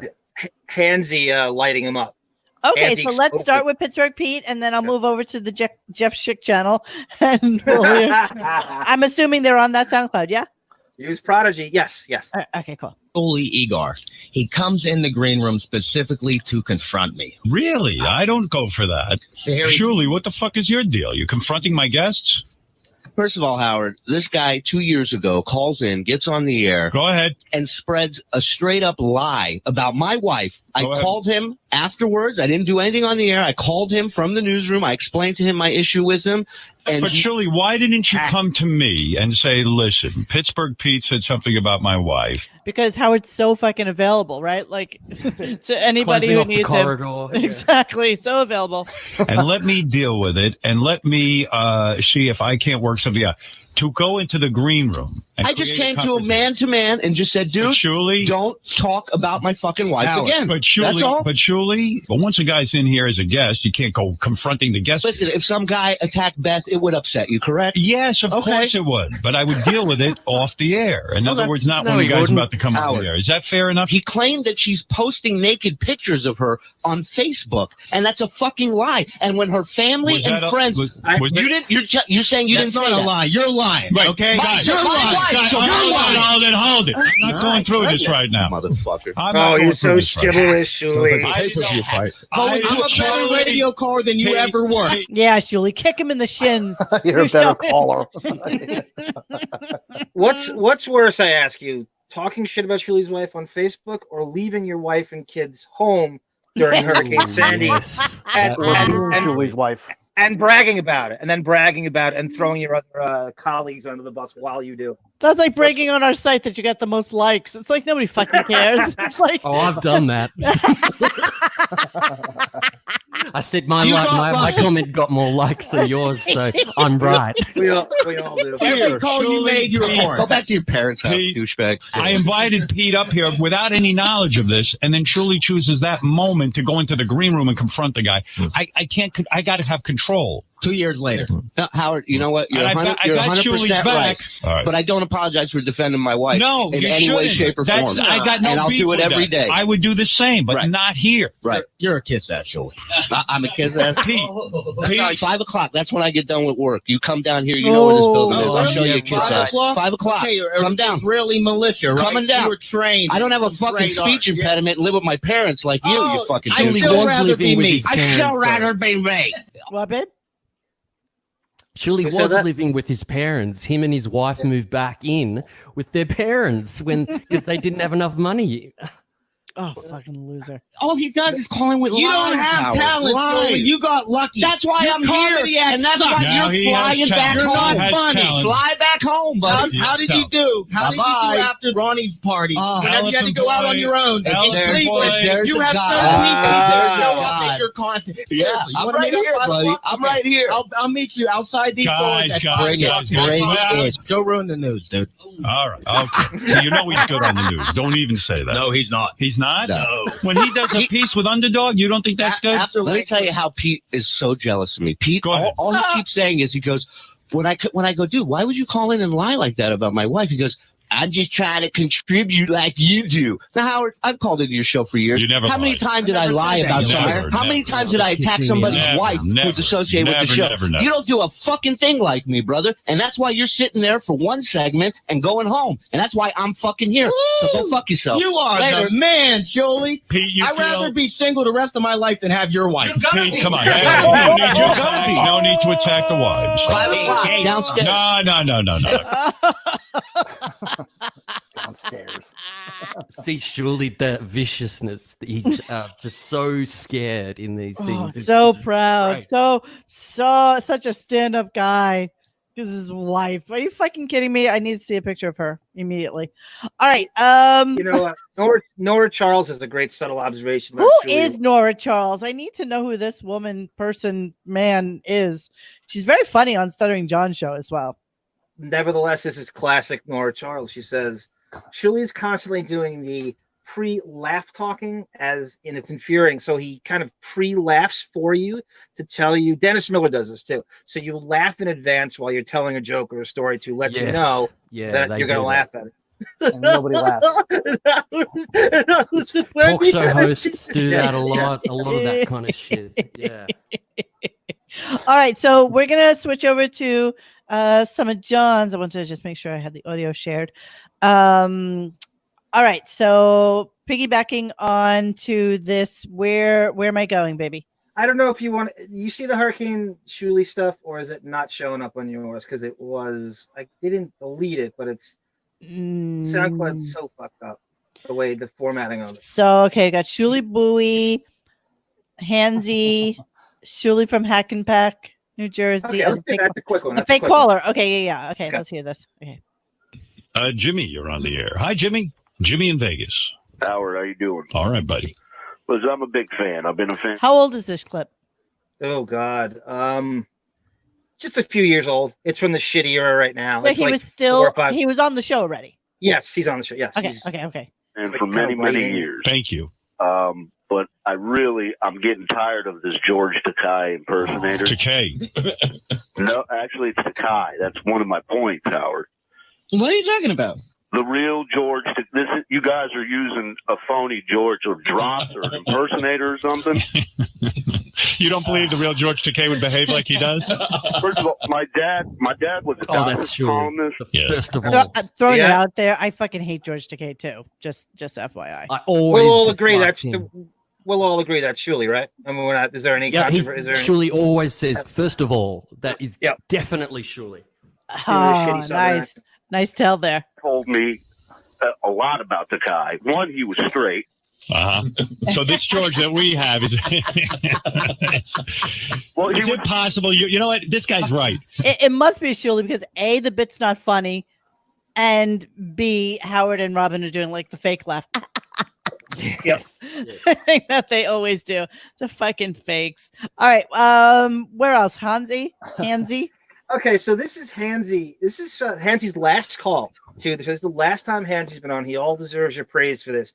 He lights up Howard, High Pitch Eric, Beth, obviously Shuli, Joey Boots, all in one fell swoop. And they're trying to talk over him, and they're doing this really unfunny gay shtick. And Hansy is just laying these little haymakers in the little silent moments. And he lights up. What he does to Shuli here is he tells pretty much Shuli's using all us whackpackers to get him to sell tickets, and he's exploiting us. And he agreed. I get it. Okay, here we go. You shouldn't hide it. I said, why you gonna be like that? He's fucking asshole. And then He's on another level lately. And then he is. He what is. do you mean he's on another level? He's just. Then he told me I was part of the Illuminati. I've been nothing but nice. Part of your posse. Imagine you're in the Illuminati. Yeah, the Illuminati's going down. And you use it to fucking make yourself money. I've been nothing but nice to this guy. He's I don't know, but I've been nothing but. You nice know to this exactly guy. what he's saying. When I've gone out to Canada, shows that I've done. You got him laid. I got him laid, Ron. Yeah, the guy should be kissing my feet the rest of my fucking life. I was nothing but nice to him. I've had him on my radio show. No, but everything's a scam. Everything's an inside job. Look, Everything's he's a mentally ill, and he conspiracy. doesn't take his meds. Yeah, This is what he says to High Pitch Eric. Right, Eric. I blocked you. You don't block me. Hey, Eric, I hope you're going to be next on Howard Sacrifice. Yeah, I hope you fucking you don't take your medicine. You're going to be sacrificed. Howard's going to have you illuminized, motherfucker. Fuck you. Illuminized. Poor Hansy. I don't follow him anymore because he's gone off the wall a little bit. He's nuts. Fucking nuts. He really is. So we are getting requests that are saying that the Gary birthday versus Shuli attack was, kind of classic and deserving of our ire. I have it, and Bon has it. I don't know who you want to. Well, let's see. Bond's indisposed. Bond's is he not there? Check the private thing. Oh, okay. Oh, Jesus. Okay. Right. On mine, I don't know. See, he could set it on mine. It just says Shuli. All right, you don't have to. So, how long of a clip are we talking about here? Like just 47 minutes. Yes. All right, hold on. Shuli Bowie, 4 minutes and 14 seconds. All right, let's go for it. Here we go. Shuli is still going around in the halls bitching about Gary. Really? I guess The birthday's over. Oh, that Gary brags about all his little trips to California. Right, he goes in and talks about how busy his month is going to be because he's got to go to Vegas and he's got to do this and he's got to do that. Yeah, but Shuli's still pissed. Why are you still pissed? Like, I mean, what's going on? Howard, my complaint yesterday was one that Gary's gotten for over 30 years. Yeah. And it was something that I reiterated 7 minutes after Jason brought up. Right. Gary has no problem with Jason whatsoever. The guy he bought dinner for the night before, right? That stabbed him in the back. He's got no problem with. Oh, so now your problem is with you. Oh, he's taking it out, and he said, "I got a problem with you." Huh? I got a problem with you. You're an annoyance. Oh, I'm an annoyance. I wasn't an annoyance. I wasn't an. I love Gary. I love Gary. If I wanted to help you write jokes for Gotham, I wasn't unfunny then, right? I'm back, people. No, but Gary, and then you say you're a two-faced annoyance. Everybody in this office will talk about that. You come to me more than every other person combined every morning, and I do my best to help you out, and it's never enough. You're a greedy fuck. I'm a greedy fuck. So Gary goes on Wrap Up yesterday, and he goes, "Now, I'm not going to threaten anybody because I would never do that." Shut up. You know what? You don't get to do a Gary impression after Sour Shoes. No, you do You not. don't get to. You do not get to do a hack impression of. He's imitating Howard and Fred doing a Gary, and it's even worse than that. And he hasn't earned that. Sour Shoes, exactly right. Exactly right. Okay, here we go. In charge of getting him in studio. Oh, think about that, asshole. How dumb is it? Why No, would it you sounds like you did threaten you me. can't hack the person that helps you. But you did threaten me.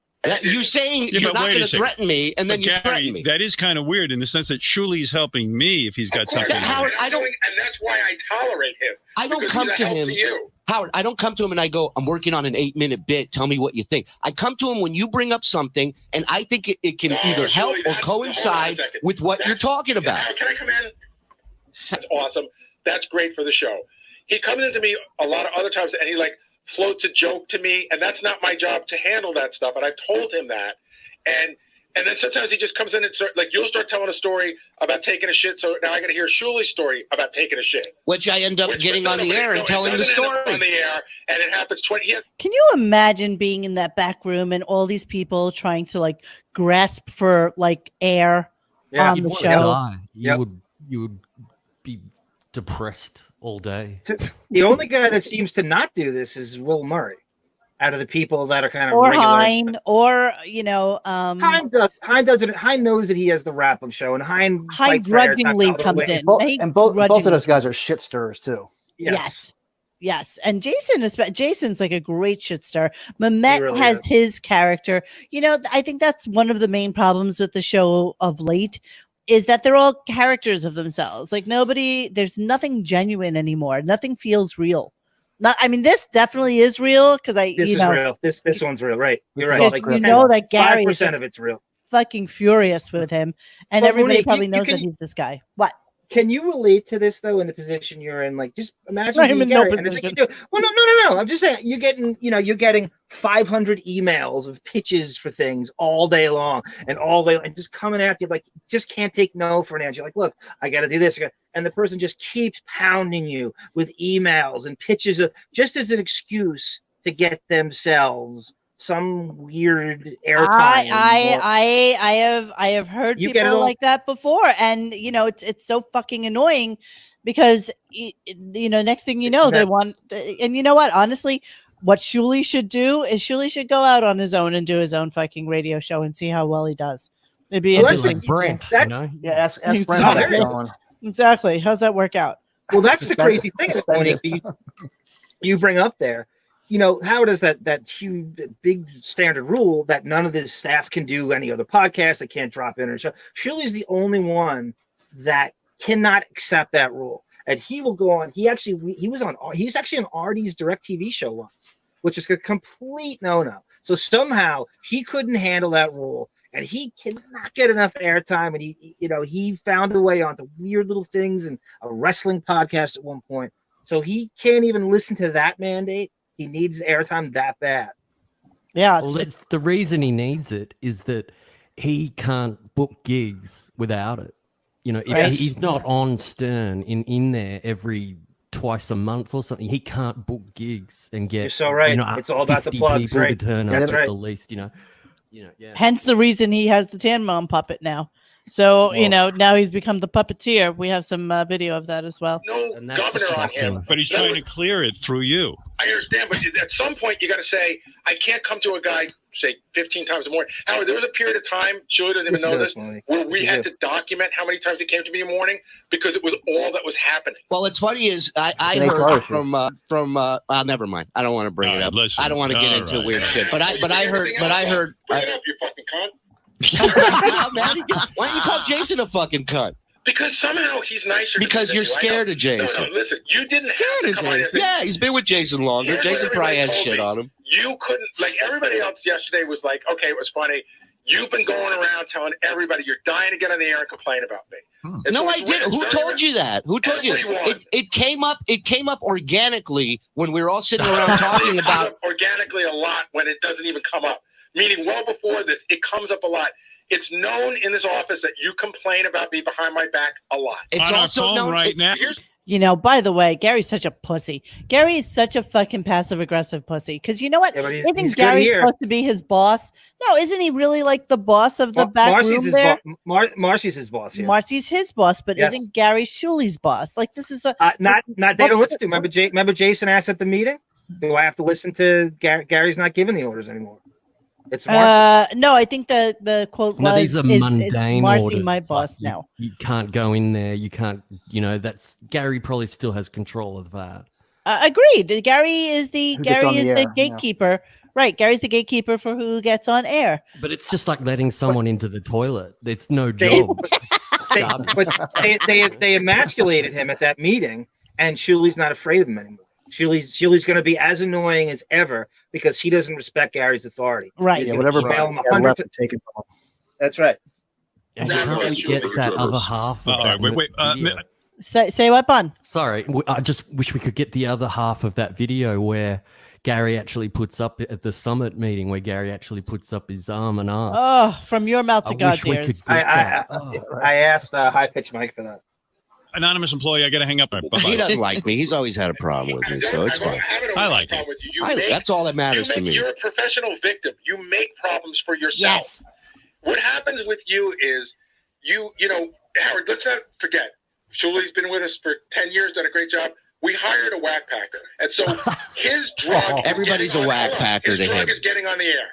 And it's very Gary. difficult to discern when Shuli has something that's good for the show and when Shuli has something that's good for Shuli. Well, you've only been doing this 30 years. Maybe you'll figure it out. A constant battle is when it's Shuli is a big self-promoter. Shuli wants to do things that are good for him, and a lot of times he buries that under the guise of being good for the show, and sometimes it is good for the show.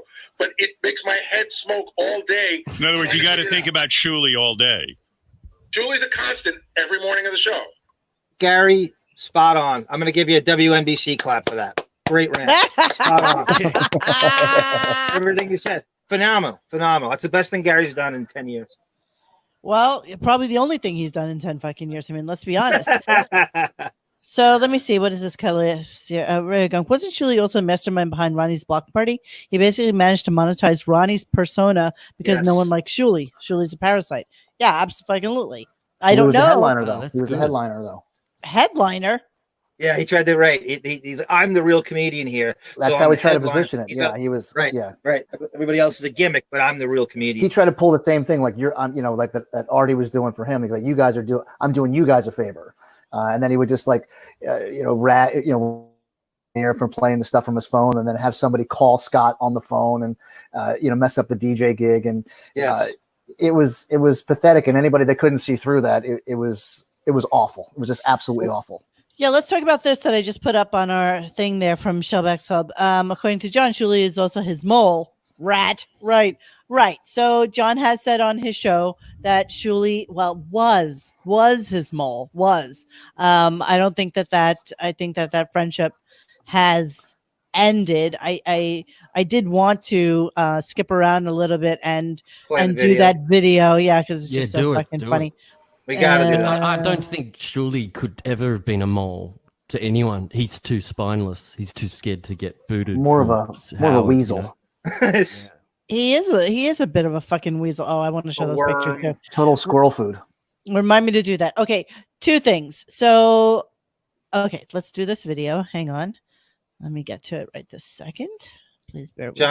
John's been watching this for 3 hours, waiting for us to get to this. That's good. All right, here we go. Videos. Stop. Okay, here we go. So now this, for any of you that don't remember, they all went to California, which is such a rarity. And John decides that he's going to go and approach them at the hotel. Now, if you notice, Shuli looks like an old man, little boy.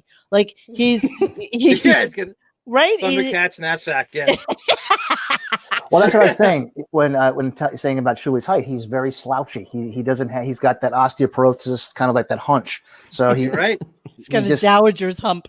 Yeah. He's only what 40 years old, but he walks around like he's the old man. The weight of the world is on his shoulders. But on the other side of that, he thinks in his mind he thinks he's a young up and coming comedian who. I'm sorry. I did. No, go. It played by itself. Okay, here we go. I think it's funny that the guy that coined the frame, coined the phrase "jump the shark," now works for the show that jumped the shark. Cuddy Sark. So look at him like making believe he's on his phone, and just very very busy man that can't shitting his pants. Yeah, totally. Kamikaze John. Shuli. Security. What are you more afraid of? Like walking down Howard's hallway or watching Baba Booey eat shrimp? I'm just curious. That's funny. Shuli, come on, talk to me. I'm your buddy. Big fan. What, have you been told not to talk to me? Look at him. Security to get this guy away. No, you can't get security. Can you get security? Shuli, you want to get security from me? I'm your friend. I love John's wearing Kevin Eubanks Shuli. in a mural jersey. Shuli, I'll buy you a Cut beer. sleeves. Come on. Oh, man. What a shame. Shuli Egar has asked me to not talk to him. Shirt's like 25 Hey, man, years don't you old. think Wow. Shuli really can't talk to him. See, that's what's going on here. He wants to.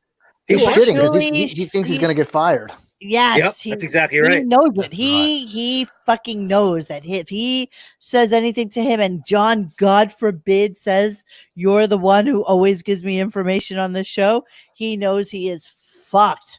He would have been dead in that hotel room he was going up to. Exactly. Exactly. Oh man. Okay, I went back to. Okay, I'm going back to Bon Jovial's clips.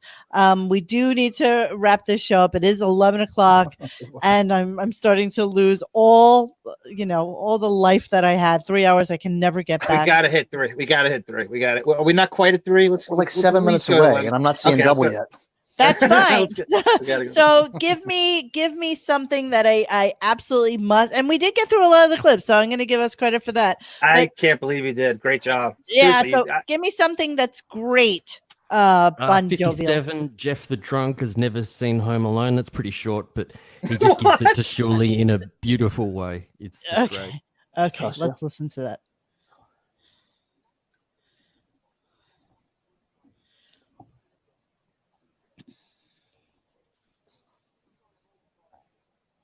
I agree. Hey, Shuli, Macaulay Culkin. John Hurt. Do another No, what- midlife crisis. Monique, John. you know it's not playing, right? What? You know it's not playing, right? You got to No, refresh why- again, Mom. Why didn't anybody tell me? I thought you were working. Holy sh! I hear it, so therefore I wasn't. like, wow. I'm like, I'm sorry, what? Okay, here we go. God, I'm Monique. listening to it. I'm just hanging out. Shut up. Monique went rollerblading with Grillo in Central Park at 2:30 in the afternoon. Midlife crisis. It reminds me of Victor Bono on Batman as King Oh, Tut. it's not getting old though. It's so fucking funny. Okay. to All right, Jeff the Drunk. Here we go. The last 2 days worth of calls. Can you hear what it? his topics were? Can you hear that? Yeah. Thank you. Go ahead. His topic today was, I've never seen Home Alone. That's what he was on hold to talk to you about. And then yesterday he wanted to sing A Christmas Carol to you. Is that right, Jeff? You've never seen Home Alone? Never saw it. Fascinating. The fuck are we supposed to do with that information? And Home Alone was released around 1990, which would make it almost 30 years that you've had the opportunity every Christmas to watch. Yeah.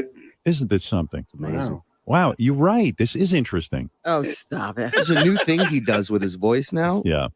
He'll take like a breath in, but there's like a little bit of word that he does at the same time. So it almost sounds like a record playing backwards. Like he'll go, listen. Like he'll have that little. Just like a build up? Yeah, it's like, listen to me. I've never seen Home Alone. Yeah, you're right. There's like a preamble build-up. What is that? Hey, Howard, you know what I noticed about Shuli? There's not another comic in the world that says, I'm a comedian, as much as Shuli. As a matter of fact, his daughter's first words were, I'm a comedian. So you're saying, Jeff, that Shuli has to remind people that he's a comedian. Do you want to roast him back at all, or are you just going to I think life's pretty much done that. I don't need a one-liner. You don't have So true, though. Shuli, Great the find. comedian. Yeah, that's Great find. Fine. What year is that? How'd you find that? That's a It must very be recent. smart It's got to be pretty recent. We said, Yeah. 20 years or 30 years ago for Home Alone. And the only way Jeff the Drug's getting on this show is that, and that's a great clip. I'd never heard that.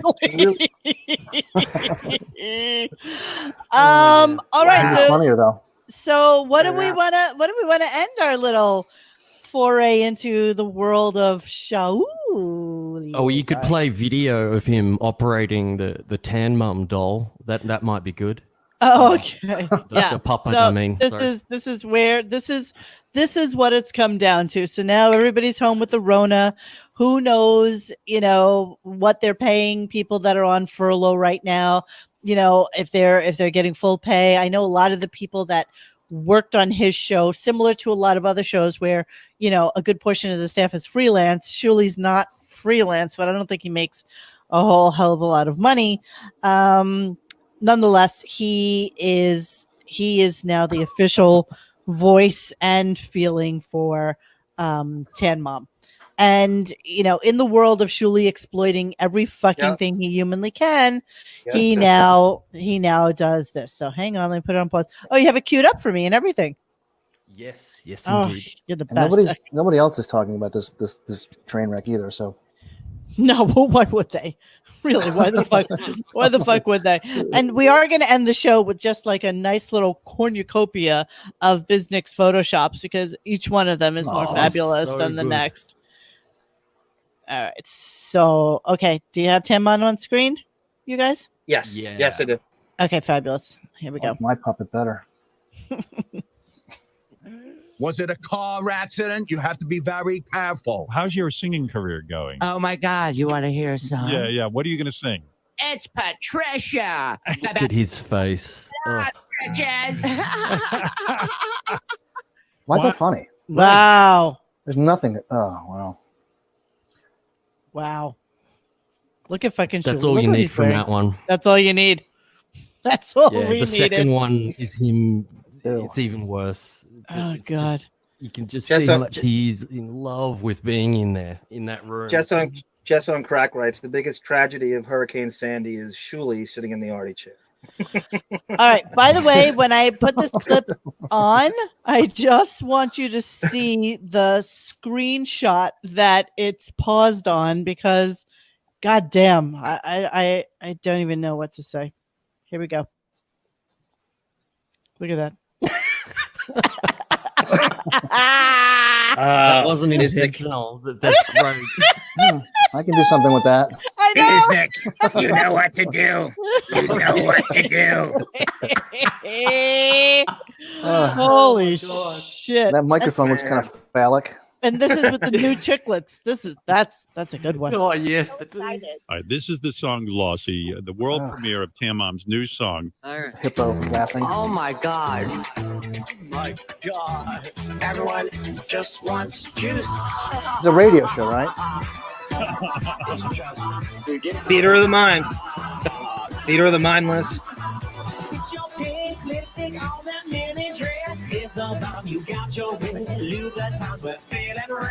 This is what it's come to, my No, friends. it's and think about this. The show as a whole, bringing these people in, how we used to defend it back in the day, and tape the Letterman appearances and buy the Crucified by the FCCs, and even though we hated him on Letterman, we had to defend it because he was our hero, our anti-hero, and then this.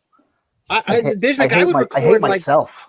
I would record Stuttering John on Jon Stewart's show at 1 a.m. That was that bad. Like any Jim Florentine on Kimmel, whatever was associated with the show, we loved it.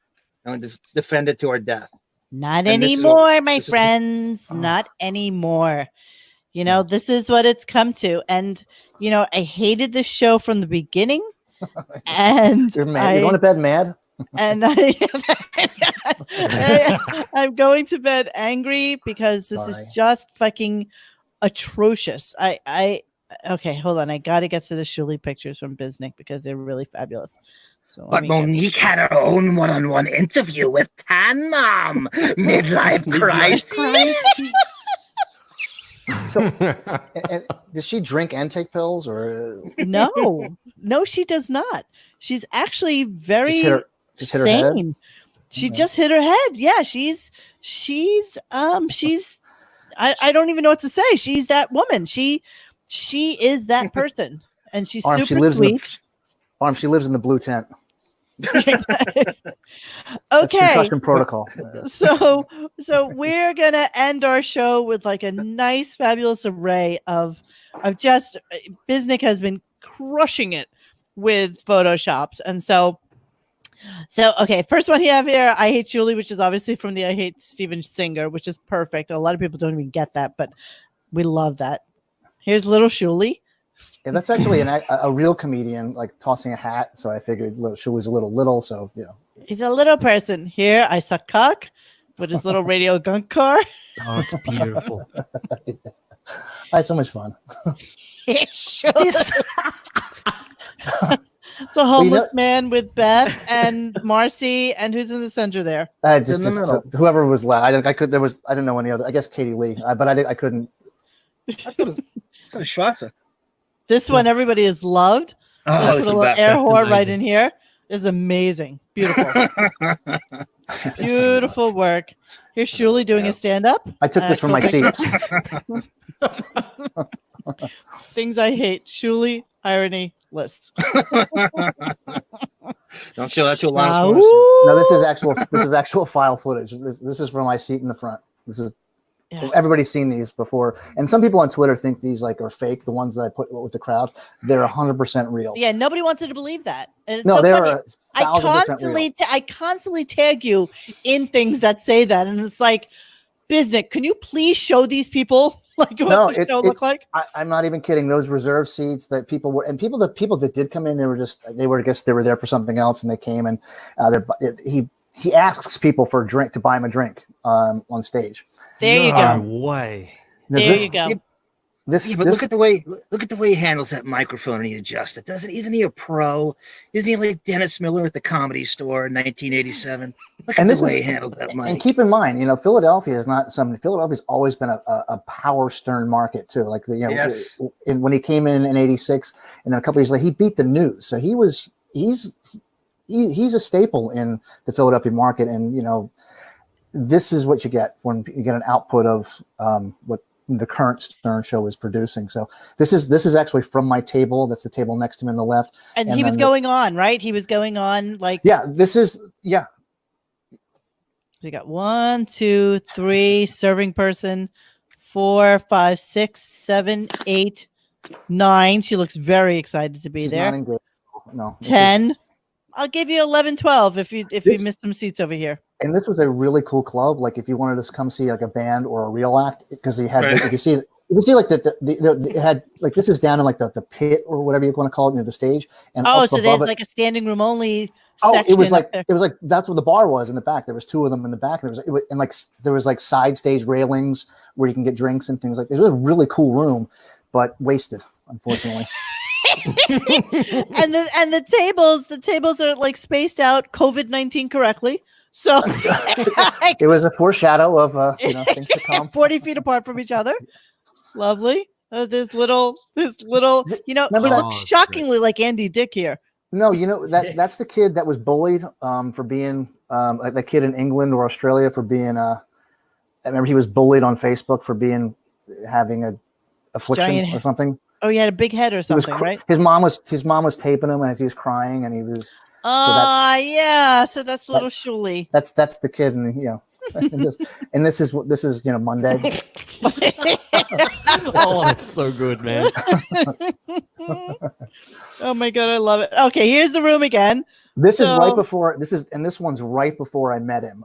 This is we're going up between because he had a guy that was hosting the show, and the guy that was hosting the show is actually very funny. I saw him a couple months ago doing a set locally, and he's actually really funny. But this is in between openers, and there was the host and 3 openers. So this is 3 openers. So Shuli has to split this money with 3 people.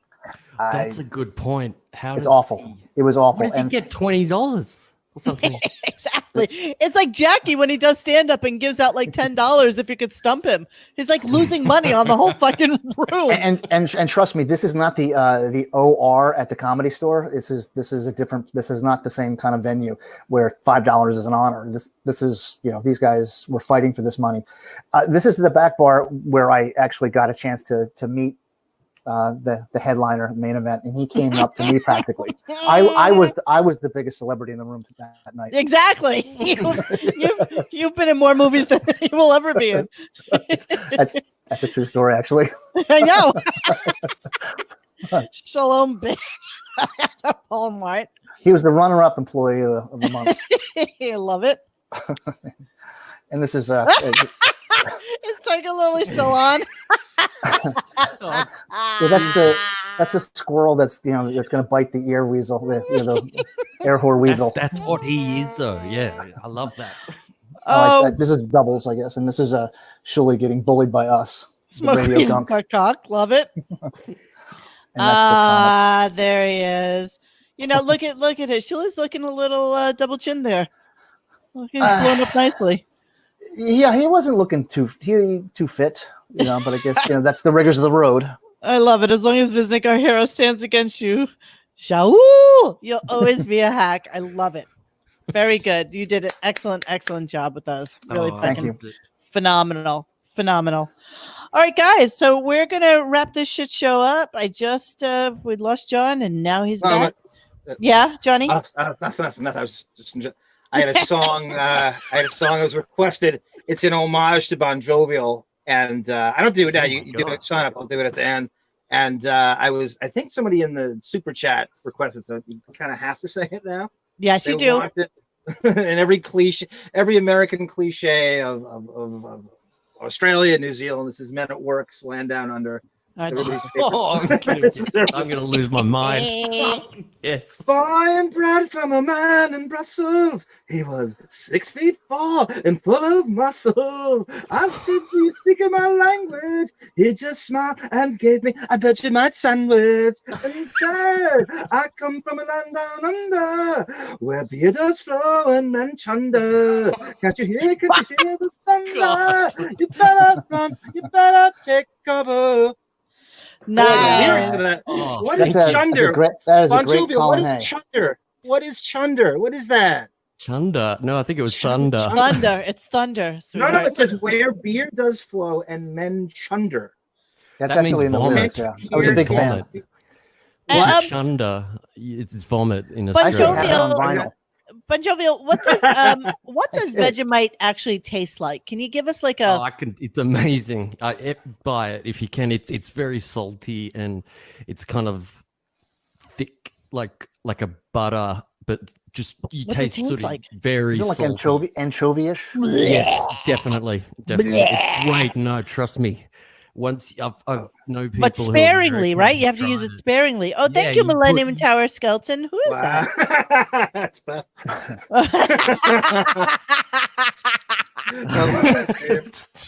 Thanks, love. That's speaking of Australia, years ago, real fast, I'll give you my favorite Australia basketball story real briefly.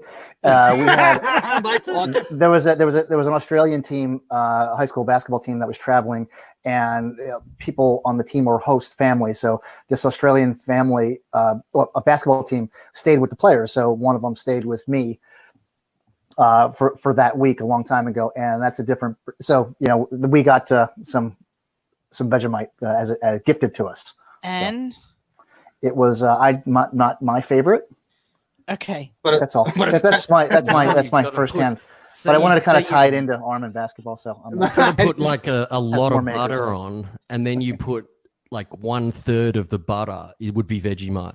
So if you see what I mean, you stack a lot of butter on, and then it's just a thin layer of Vegemite, and it's amazing. I know people who are American who tried it, and they said awful, and then a week later they said, I'm eating it every day now that I know not to put Really? You get some. I'll buy you some. I would love you to buy me some. I would love some. Can we mail you stuff? Do you have I have PO box no thing? I have no idea. I have no idea. All right, guys, I'm gonna wrap this show up with everyone. Thank you. You can buy Marmite in the US. It tastes just like it. Yeah. Okay. Yeah, get that. Thank you so much, Bon Jovial, for doing this for us. Great job, Your It was clips an were honor stellar. to be- Super fun. We really enjoyed having you on. Thank you for being able to figure out our schedules. How many hours time difference are we? What time is it by you?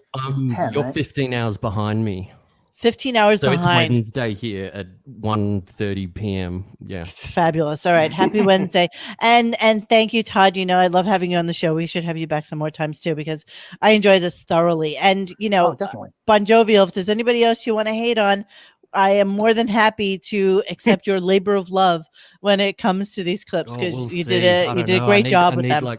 I need to sleep now for a week. See? But now you know how John feels. Now you know how John feels. They're all his children. They're all little droplets of fucking hate. Oh, I know that now. 100%. You do toil over them. All right, so guys, thank you so much for participating. Thank you, everybody in the thread. This was a lot of fun. And you can always come to radiogunk.com to the forums if you're not a member there, which I can't imagine anybody listening to us isn't.